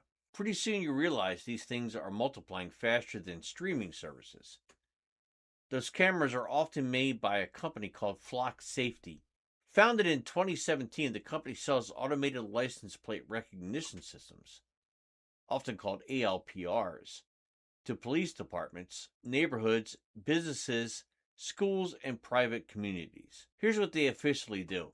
When a vehicle passes, the camera photographs it, not the driver, not your face, just the vehicle. It records your license plate, the make, the model, the color, the time, and the location. Sometimes even unique features like roof racks, bumper stickers, dents, or missing hubcaps. Which means if your car has one headlight, a kayak strapped to the roof, and a sticker that says, "I brake for Sasquatch," congratulations, you're practically famous. According to Flock, these cameras are designed to help locate stolen vehicles, missing persons, suspects in violent crimes, and vehicles connected to investigations. Thousands of police agencies across America now use them. And to be fair, they've helped solve real crimes. They've recovered kidnapped children. They've located stolen cars. They've tracked suspects fleeing violent crimes. Those successes are well documented. Is that the end of the video? Well, no, because the government bought cameras. Cameras catch bad guys. Everybody gets home? Well, not exactly. Because some people looked at these cameras and asked a very uncomfortable question. If they're recording every car, who's recording everybody else? That's the uncomfortable question that we're left with.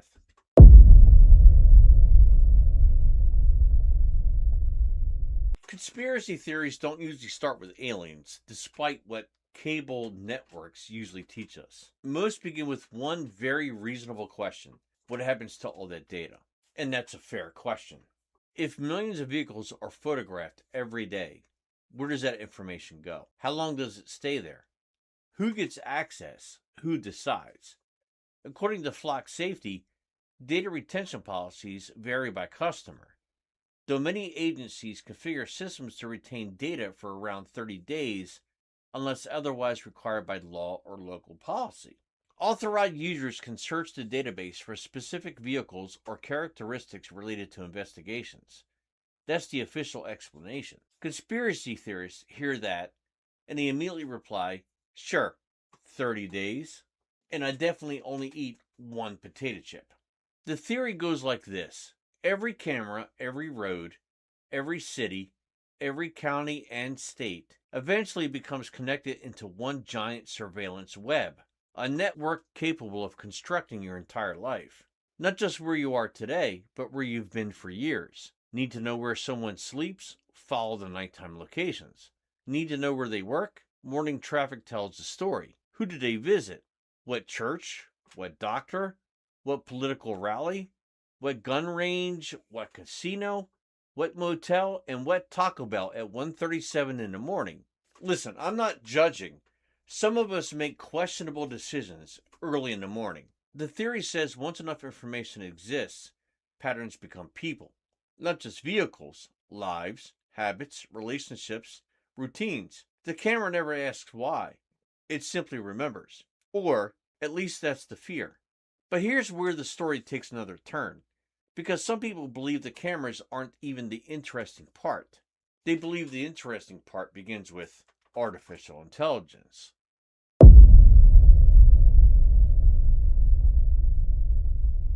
let's pretend now, purely hypothetical, definitely not terrifying, but let's pretend that every camera talks to every other camera. Imagine every trip you've taken is stored. Then imagine an AI starts reading that information. Not a human, a machine, one that never sleeps.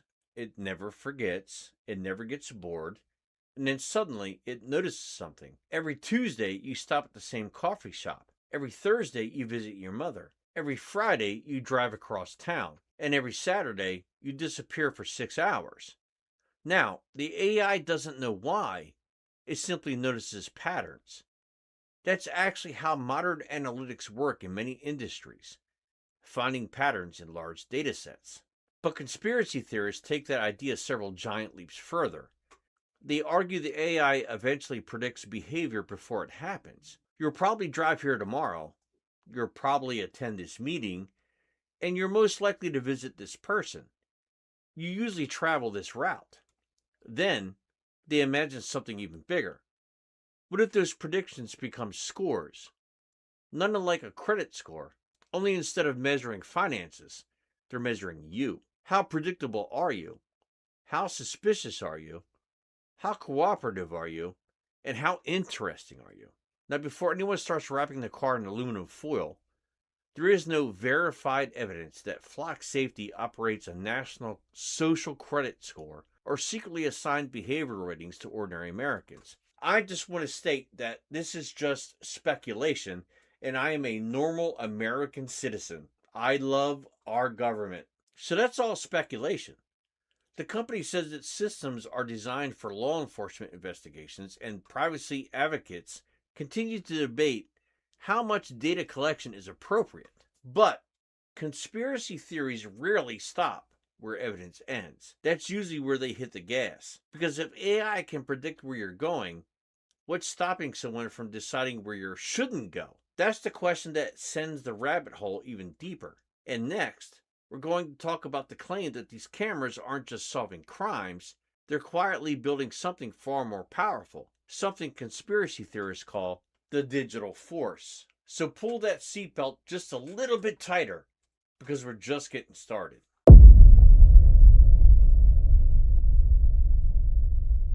So let's imagine you're standing in the middle of a giant field. No walls, no barbed wire, no giant fences. You're free to walk anywhere you want to.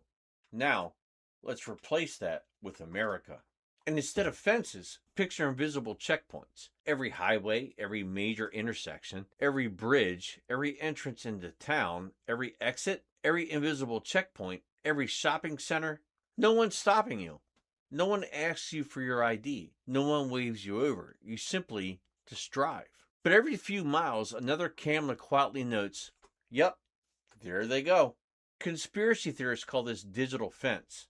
Not because it physically traps anyone, but because in theory, it makes movement traceable. Now think about it. If enough cameras are connected, someone investigating a specific vehicle could potentially reconstruct a route between multiple camera sightings.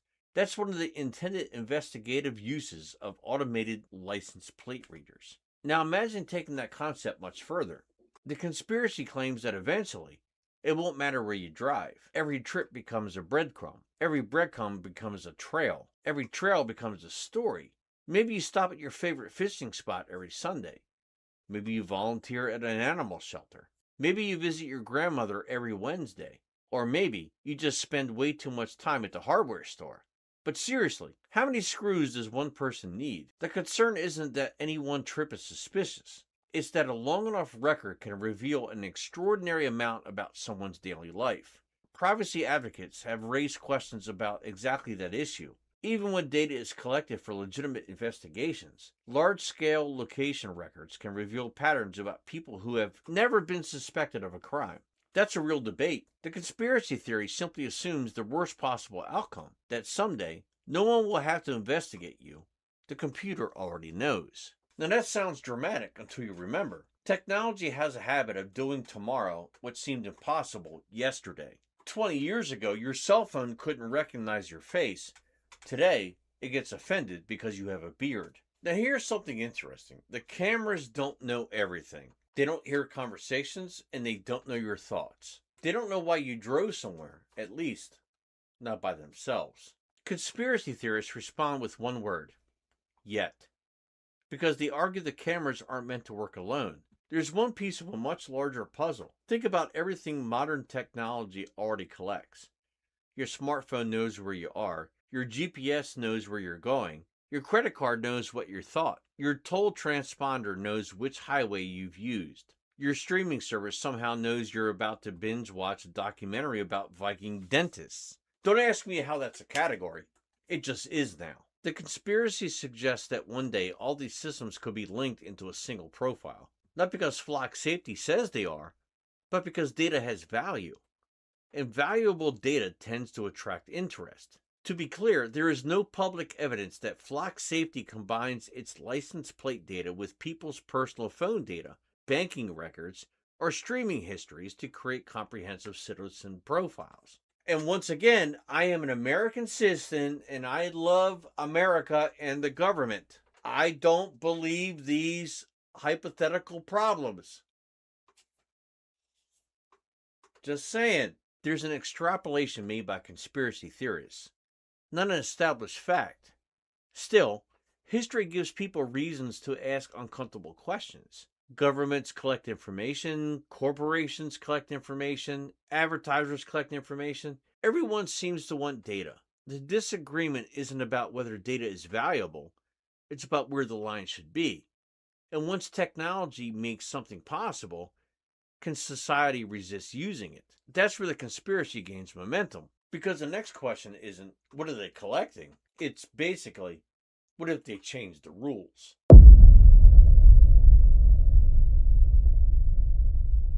Let's play another hypothetical. Let's say your town installs license plate readers. The mayor says they'll help reduce crime. It sounds reasonable. Years pass, crime drops. People get used to seeing the cameras. Nobody notices them anymore. And then a new law passes and the cameras are used for something else. Maybe it's still reasonable, maybe not. A few years later, another change, then another, then another. Conspiracy theorists love this idea, not because they believe every law is sinister, but because they argue that surveillance systems almost never become smaller over time, only larger, more capable, more connected, and more automated. It's what sometimes is called mission creep, when a tool introduced for one purpose gradually gets used for additional purposes. Mission creep isn't just a conspiracy concept, it's a term used in many fields, including technology and public policy, to describe expanding uses of a system beyond its original scope. That doesn't mean it's inevitable or malicious, but it does happen in some contexts. Imagine buying a pocket knife. First you use it to open boxes, then you use it to cut rope, then tighten screws. Then someone adds 27 more tools. Before long, you've got a tiny metal brick that somehow includes tweezers, scissors, a fish scale, and, I'm pretty sure, a nuclear reactor. Technology has a funny way of accumulating features. The conspiracy says surveillance works the same way. Today, it's still in cars. Tomorrow, outstanding warrants. Next year, insurance enforcement. Later, tax enforcement. Then, who knows? Again, there's no evidence that flock safety cameras are currently being used for many of these speculative purposes on a nationwide basis. And I just want to continue to admit that I'm an American citizen, I love America, and I don't believe in the flock safety problems. Just saying. But this concern taps into our broader philosophical question. If a government possesses a powerful tool, should citizens assume it will always remain limited to its original purpose? That's a question democracies have wrestled with for generations. And it's one that doesn't have an easy answer. But wait, we've only talked about the government. According to some conspiracy theorists, they're not the only ones watching. But go ahead, wave at the next camera you see. If nothing else, you'll make some government intern's day. Or maybe it's just another camera.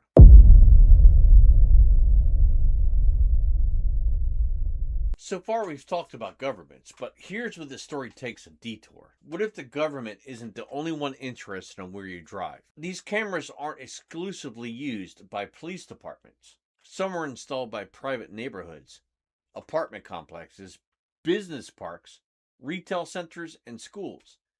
Places that want to know who's coming and going. On the surface, that makes sense. If someone's stealing packages from a neighborhood every Tuesday, a license plate reader could help identify the vehicle involved. If a stolen car enters a parking lot, the system might alert security. Those are practical uses. But conspiracy theorists ask a different question. If private organizations are collecting data, then who ultimately is using it? Is it the neighborhood, the company, law enforcement? Could it be shared?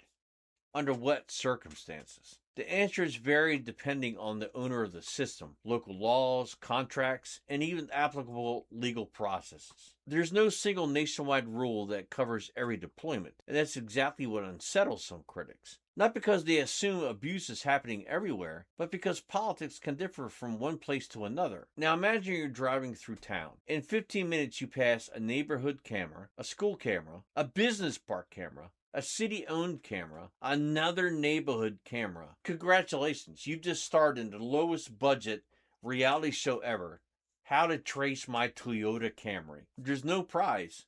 There's no audience applause. Just your Toyota Camry appearing in another database. Again, there's no evidence that all of these systems are automatically merged into one giant master network. But the idea that many different organizations collect pieces of location data is one reason privacy advocates continue to debate how these technologies should be governed. Conspiracy theorists literally just connect the dots. Whether those dots connect is another theory.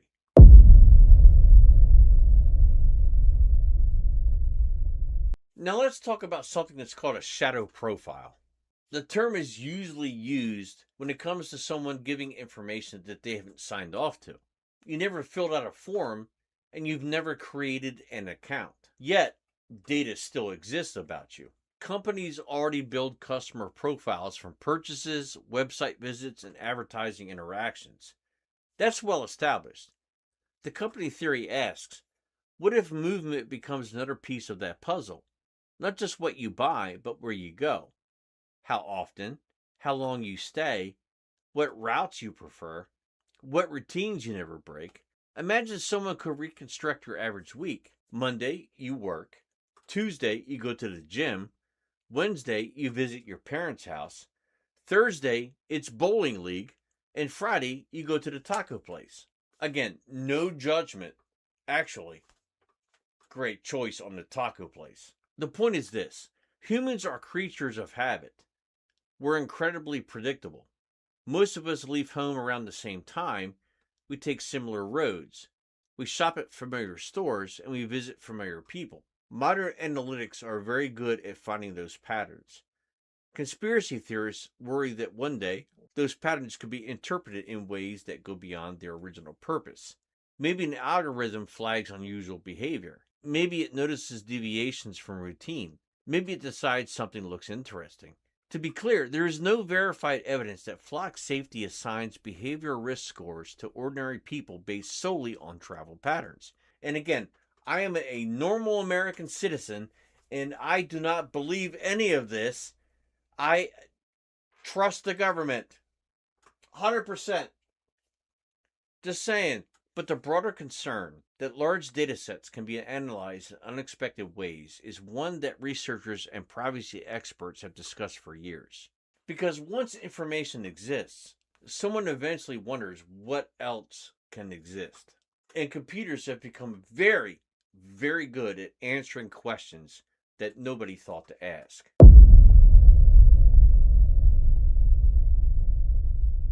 So here's a phrase that comes up often when discussing about surveillance.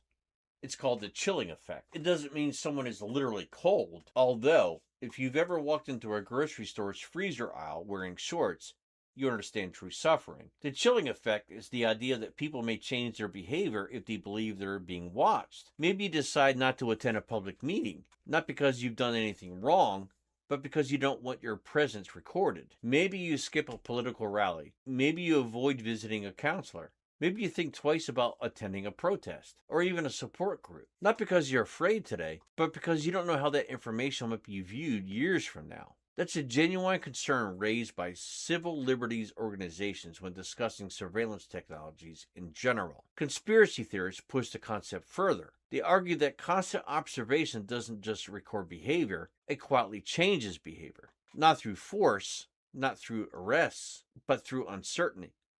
If people think they're being watched, they begin policing themselves. Whether anyone is actually paying attention becomes almost irrelevant. It's the possibility that matters. Now, to be fair, millions of people drive past license plate readers every day without changing anything about their lives. Many never think about them at all. Others see them as worthwhile tools that help police solve crimes more quickly. Both perspectives can exist. And that's what makes this conversation so interesting. Because it's not just about cameras, it's about trust. How much trust do citizens place in institutions? How much transparency should governments provide? And how much privacy should people expect in public spaces? Those aren't conspiracy questions. Those are democratic questions. But conspiracy theorists aren't finished. They're not even close. Because now they ask the biggest question of all. What happens if every surveillance system eventually talks to every other surveillance system? And that idea leads us to the final chapters. And that's where the rabbit hole gets much deeper.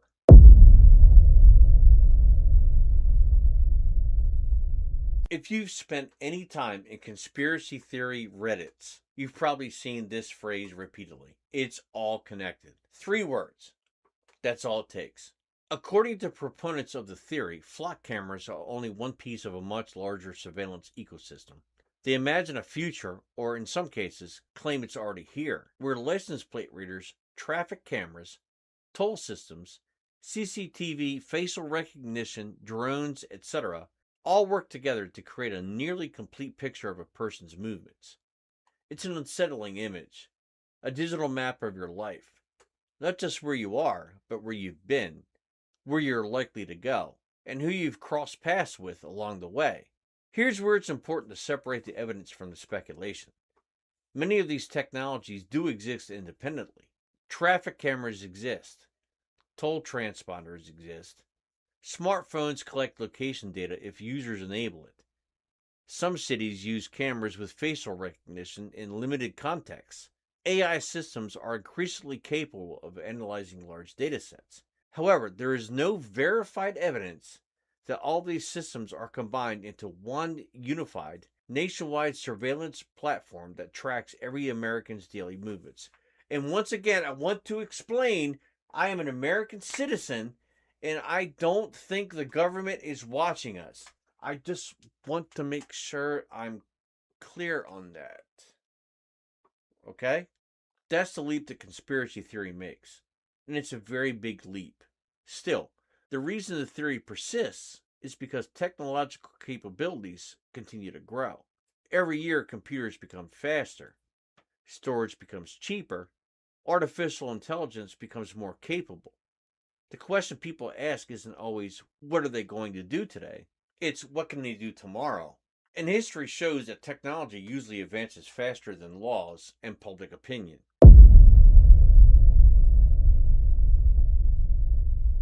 Now let's step away from the conspiracy for a moment. What do we actually know? We know flock cameras have been used to locate stolen vehicles. We know they've helped investigators locate vehicles connected to violent crimes. We know they've assisted in finding missing people. Those are documented uses.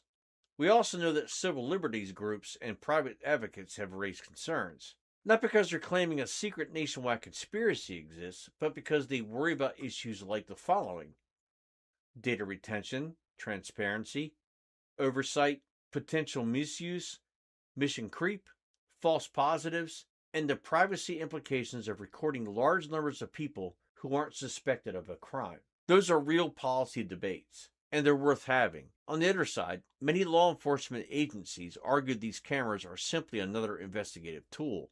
No different, they say, than fingerprints, DNA evidence, or security cameras outside a convenience store. Their position is straightforward. If technology helps catch violent criminals and recover kidnapped children, why wouldn't we use it? That's a fair question. Privacy advocates answer with one of their own: how much surveillance is too much? Neither question has an easy answer. And somewhere between those two viewpoints, the conspiracy theory finds fertile ground. Because whatever powerful technology appears, people naturally wonder how it might be used or misused.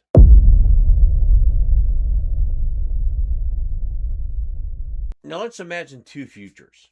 In the first, license plate readers remain exactly what people say they are supposed to be. Tools, nothing more. They help recover stolen cars. They find missing children. They catch violent offenders. They operate under clear legal limits, strong oversight, transparent policies, and public accountability. In that future, most people probably never think about them again. Now imagine a second future. Technology keeps advancing. More cameras, better AI, longer data retention, more agencies, more connections. The rules slowly change over time. Not overnight, just gradually. Until one day people look around and realize that nearly every trip they take leaves a permanent digital footprint. That's the future conspiracy theorists warn about. Not because they can prove it's already happening, but because they believe it's a direction society could drift toward if privacy protections aren't maintained. Whether that concern is justified, it's something every viewer has to judge upon.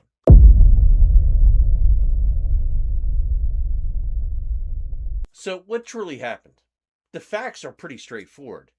Flock cameras are real. They record vehicle license plates and characteristics. They've been adopted by thousands of agencies and communities, and they help solve crimes. Those are verified facts, but the conspiracy theory starts where the verified facts end. However, the balance between privacy and security has never been that simple, and it probably never will be. Now, if you'll excuse me, I'm going to drive to the grocery store completely normal. I'm definitely not going to wave at every camera I see, and I'm definitely not going to worry about if every computer logged on as soon as I drove down the road. And I'm not going to worry about whether the camera witnessed that I purchased beef jerky, a flashlight, and duct tape. Because honestly, that's pretty creepy. And I think I should be flagged for that.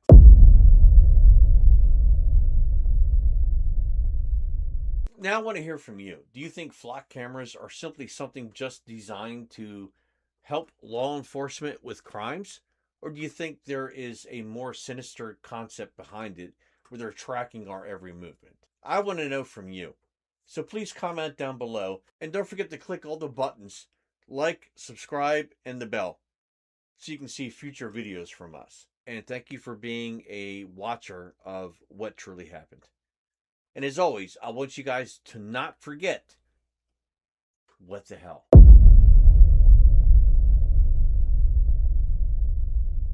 Picture this, it's late. You're driving down a lonely road with your best friend and their 7-year-old grandson. Nothing but pine trees and dark skies.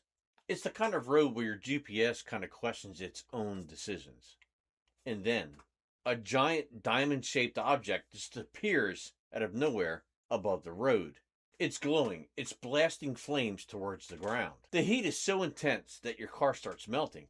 And if that situation wasn't weird enough as it is, the military sends in 23 helicopters. Not one, not two, not three, but 23 military helicopters show up. And nearly 45 years later, no one can explain what happened on that lonely stretch of Texas highway. So pull up a stump. I got another story for you.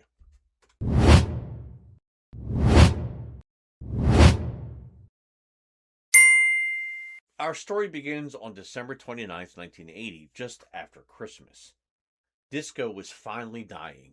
Ronald Reagan had just been elected president, and the Star Wars trilogy was just beginning.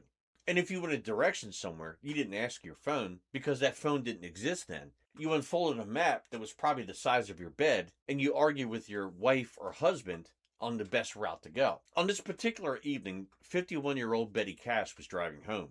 With her was her best friend Vicki Landrum and her 7-year-old grandson, Colby. They had spent the evening eating dinner together and were heading back toward Dayton, Texas.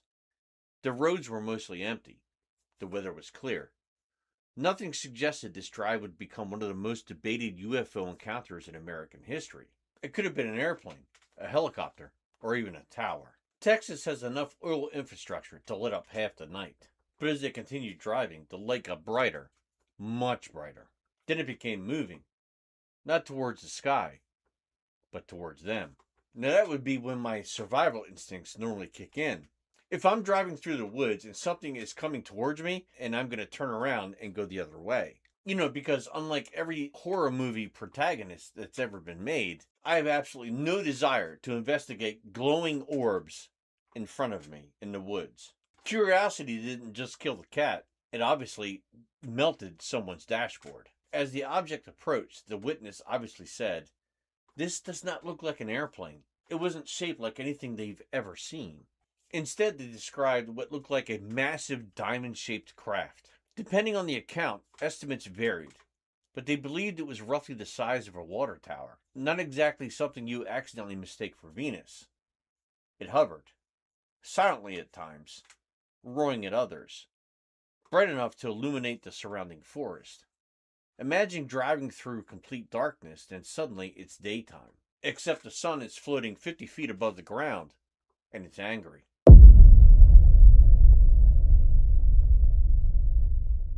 Roaring at others, but bright enough to illuminate the night skies. Imagine driving through complete darkness, then suddenly it's daytime. The object continued moving until, well, according to the witness, it stopped directly over the roadway.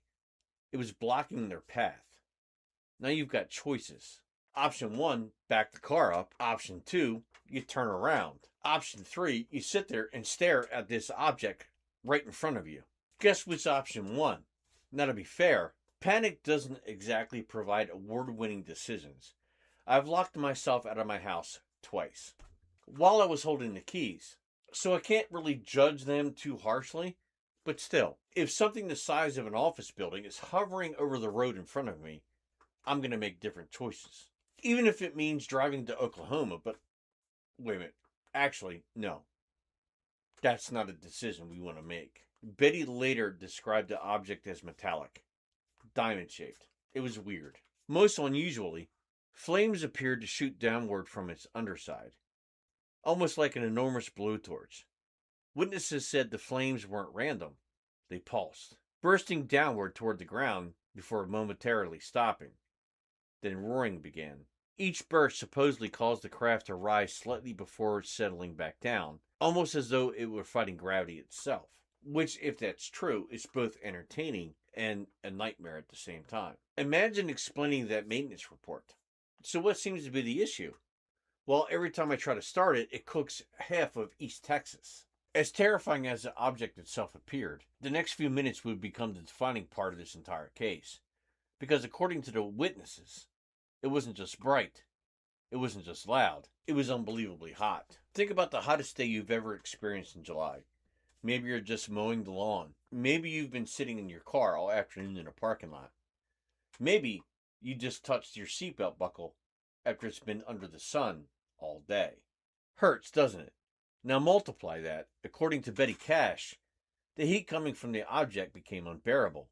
She later claimed she could actually feel it penetrating through the windshield, almost like opening the oven if the oven happened to be the size of a football field. At one point, Betty allegedly got out of the car, which sounds insane to begin with. And honestly, it probably was. She later said she felt compelled to leave the vehicle, though accounts differ on exactly why. She reportedly wanted a better look despite the danger. If I had seen this thing, the only reason I'd get out of the car is because I'd accidentally left a transmission in park while trying to reverse at Mach 3. As Betty stood outside, she allegedly noticed something alarming. The heat was becoming almost unbearable against her skin. She reached for the door handle to get back inside. According to her testimony, it was too hot to touch with her bare hand. She supposedly had to use part of her coat to pull the handle open. Inside the vehicle, young Colby and Vicky remained frightened. Vicky reportedly urged Betty to get back into the car as quickly as possible. Imagine being 7 years old, you're trapped inside a car, grandma's yelling, your family friend is standing outside near what appears to be a flying blast furnace, and somewhere in the distance, the soundtrack to your life has turned into every disaster movie that's ever been made. That's enough therapy bills to keep psychologists employed for decades, right? The witnesses later claimed the vehicle seemed to be affected. Some accounts stated that parts of the dashboard felt unusually soft from the heat. Others described the interior becoming unbearably hot. Exactly how much physical damage occurred has been debated ever since. Some investigators argued there wasn't enough documented evidence to include the car had experienced the extreme temperature described. Supporters countered that the witnesses consistently described the same intense heat from the beginning. And this right here is where the Cash-Landrum story becomes so difficult to pin down. There are genuine documented facts. There are witness statements. There are medical records showing later illnesses. But there are also unanswered questions and disputed details that investigators have debated for decades. It's one reason this case has remained controversial for so long, because unlike many UFO stories, this one didn't end when the object flew away. In many ways, that's when it really began. Then, just when the witnesses thought the night couldn't possibly become stranger, the sound of rotor blades filled the sky, and according to them, they looked up to see military aircraft surrounding the craft.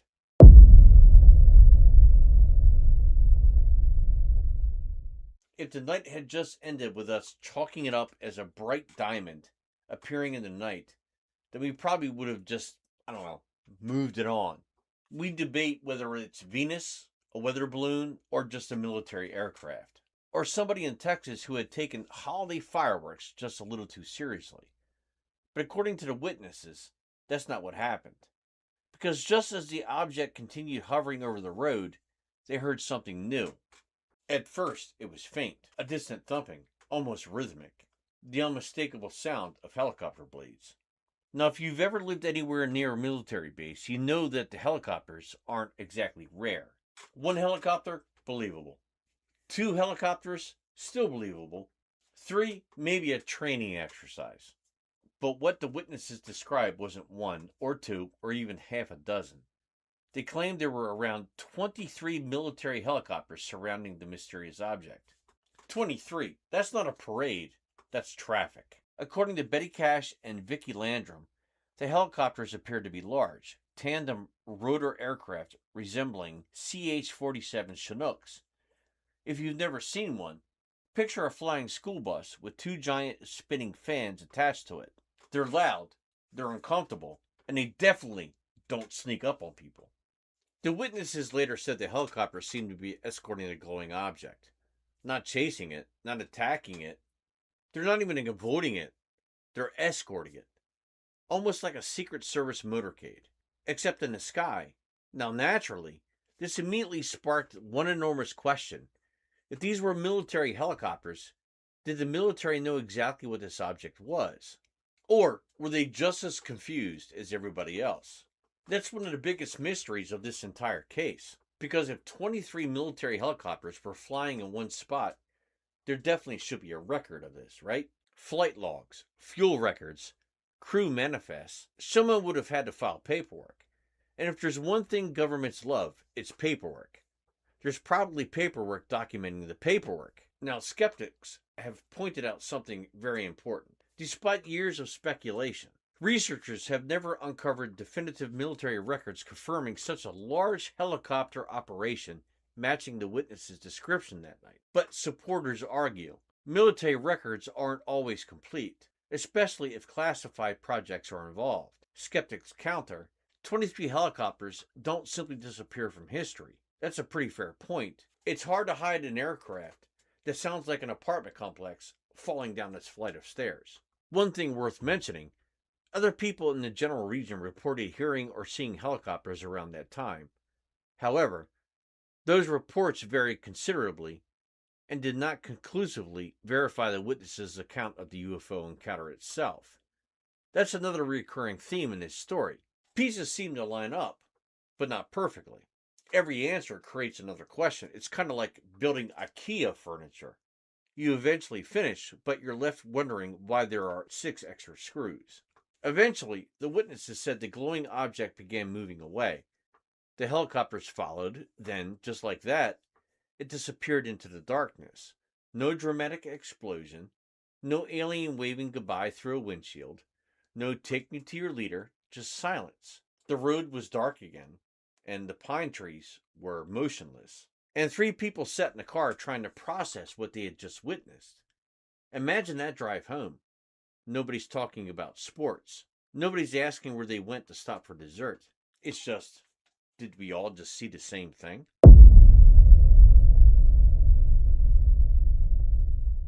Here's where the Cash-Landrum incident pretty much separates itself from every other UFO story. Because according to witnesses, it wasn't the actual incident that happened, but what followed afterwards. At first, Betty Cash simply felt exhausted. Reasonable enough. I mean, watching what looked like a flying furnace surrounded by military helicopters isn't exactly relaxing. But within hours, she reportedly became extremely ill. Then, things became much worse. According to medical records and later testimony, Betty experienced severe headaches, nausea, vomiting, painful skin irritation. And what she described as blister-like burns, even more alarming, she later reported clumps of her hair falling out. Large amounts. Enough that later photographs showed significant hair loss. Now, before anyone jumps to conclusions, hair loss doesn't exactly mean radiation exposure. There are numerous medical conditions that can cause it. Stress alone can trigger temporary hair loss. Certain medications can as well, so it's important not to overstate what those symptoms prove. But, combined with everything else, it's simply one of the reasons why this case has fascinated people for decades. Vicky Landrum also became ill, although her symptoms were a lot less than what Betty's were. She experienced weakness, eye irritation, and even worse illnesses. Her grandson Colby experienced red rashes on his face that no one else experienced. Fortunately, unlike Betty, his conditions improved very quickly. Still, imagine being 7 years old. You tell adults you saw a giant glowing object in the road. The next thing you know, doctors are examining you. Newspapers are calling, but investigators are asking you questions. Honestly, I think I probably would avoid country roads for the rest of my life. Betty's condition continued deteriorating. According to reports, she was eventually hospitalized. Doctors documented burns and other symptoms requiring treatment. Some physicians involved reportedly noted that aspects of her condition resembled injuries seen after radiation exposure. Not confirmed, not diagnosed as radiation poisoning, but resembled. That's an incredibly important distinction, because while some medical professionals believed radiation was worth considering, no definitive evidence ever established that ionizing radiation caused the illness. Science doesn't work on "it looks kind of similar." It works on evidence. And unfortunately, evidence is exactly where this story becomes frustrating. The witnesses believed they had been exposed to some unknown form of energy emitted by the object. Supporters pointed to the timing. Healthy people encountered mysterious craft, become ill shortly afterward, received medical treatment. That's certainly unusual. Skeptics argue the symptoms could have resulted from another medical issue, environmental exposure, or even stress compounded by the traumatic experience. Neither side has been able to completely settle the question, and that's why the debate continues more than 4 decades later. As news of the incident spread, researchers, journalists, UFO investigators, and curious neighbors all wanted answers. The witness remained remarkably consistent in telling their story. They insisted they had seen exactly what they described. They insisted the helicopters were real, and they insisted their illnesses were connected to the encounter. Then they made a decision that would take the mystery out of UFO circles and directly into a federal courtroom. They sued the United States government because of the helicopters being involved in the situation. Someone somewhere had some explaining to do.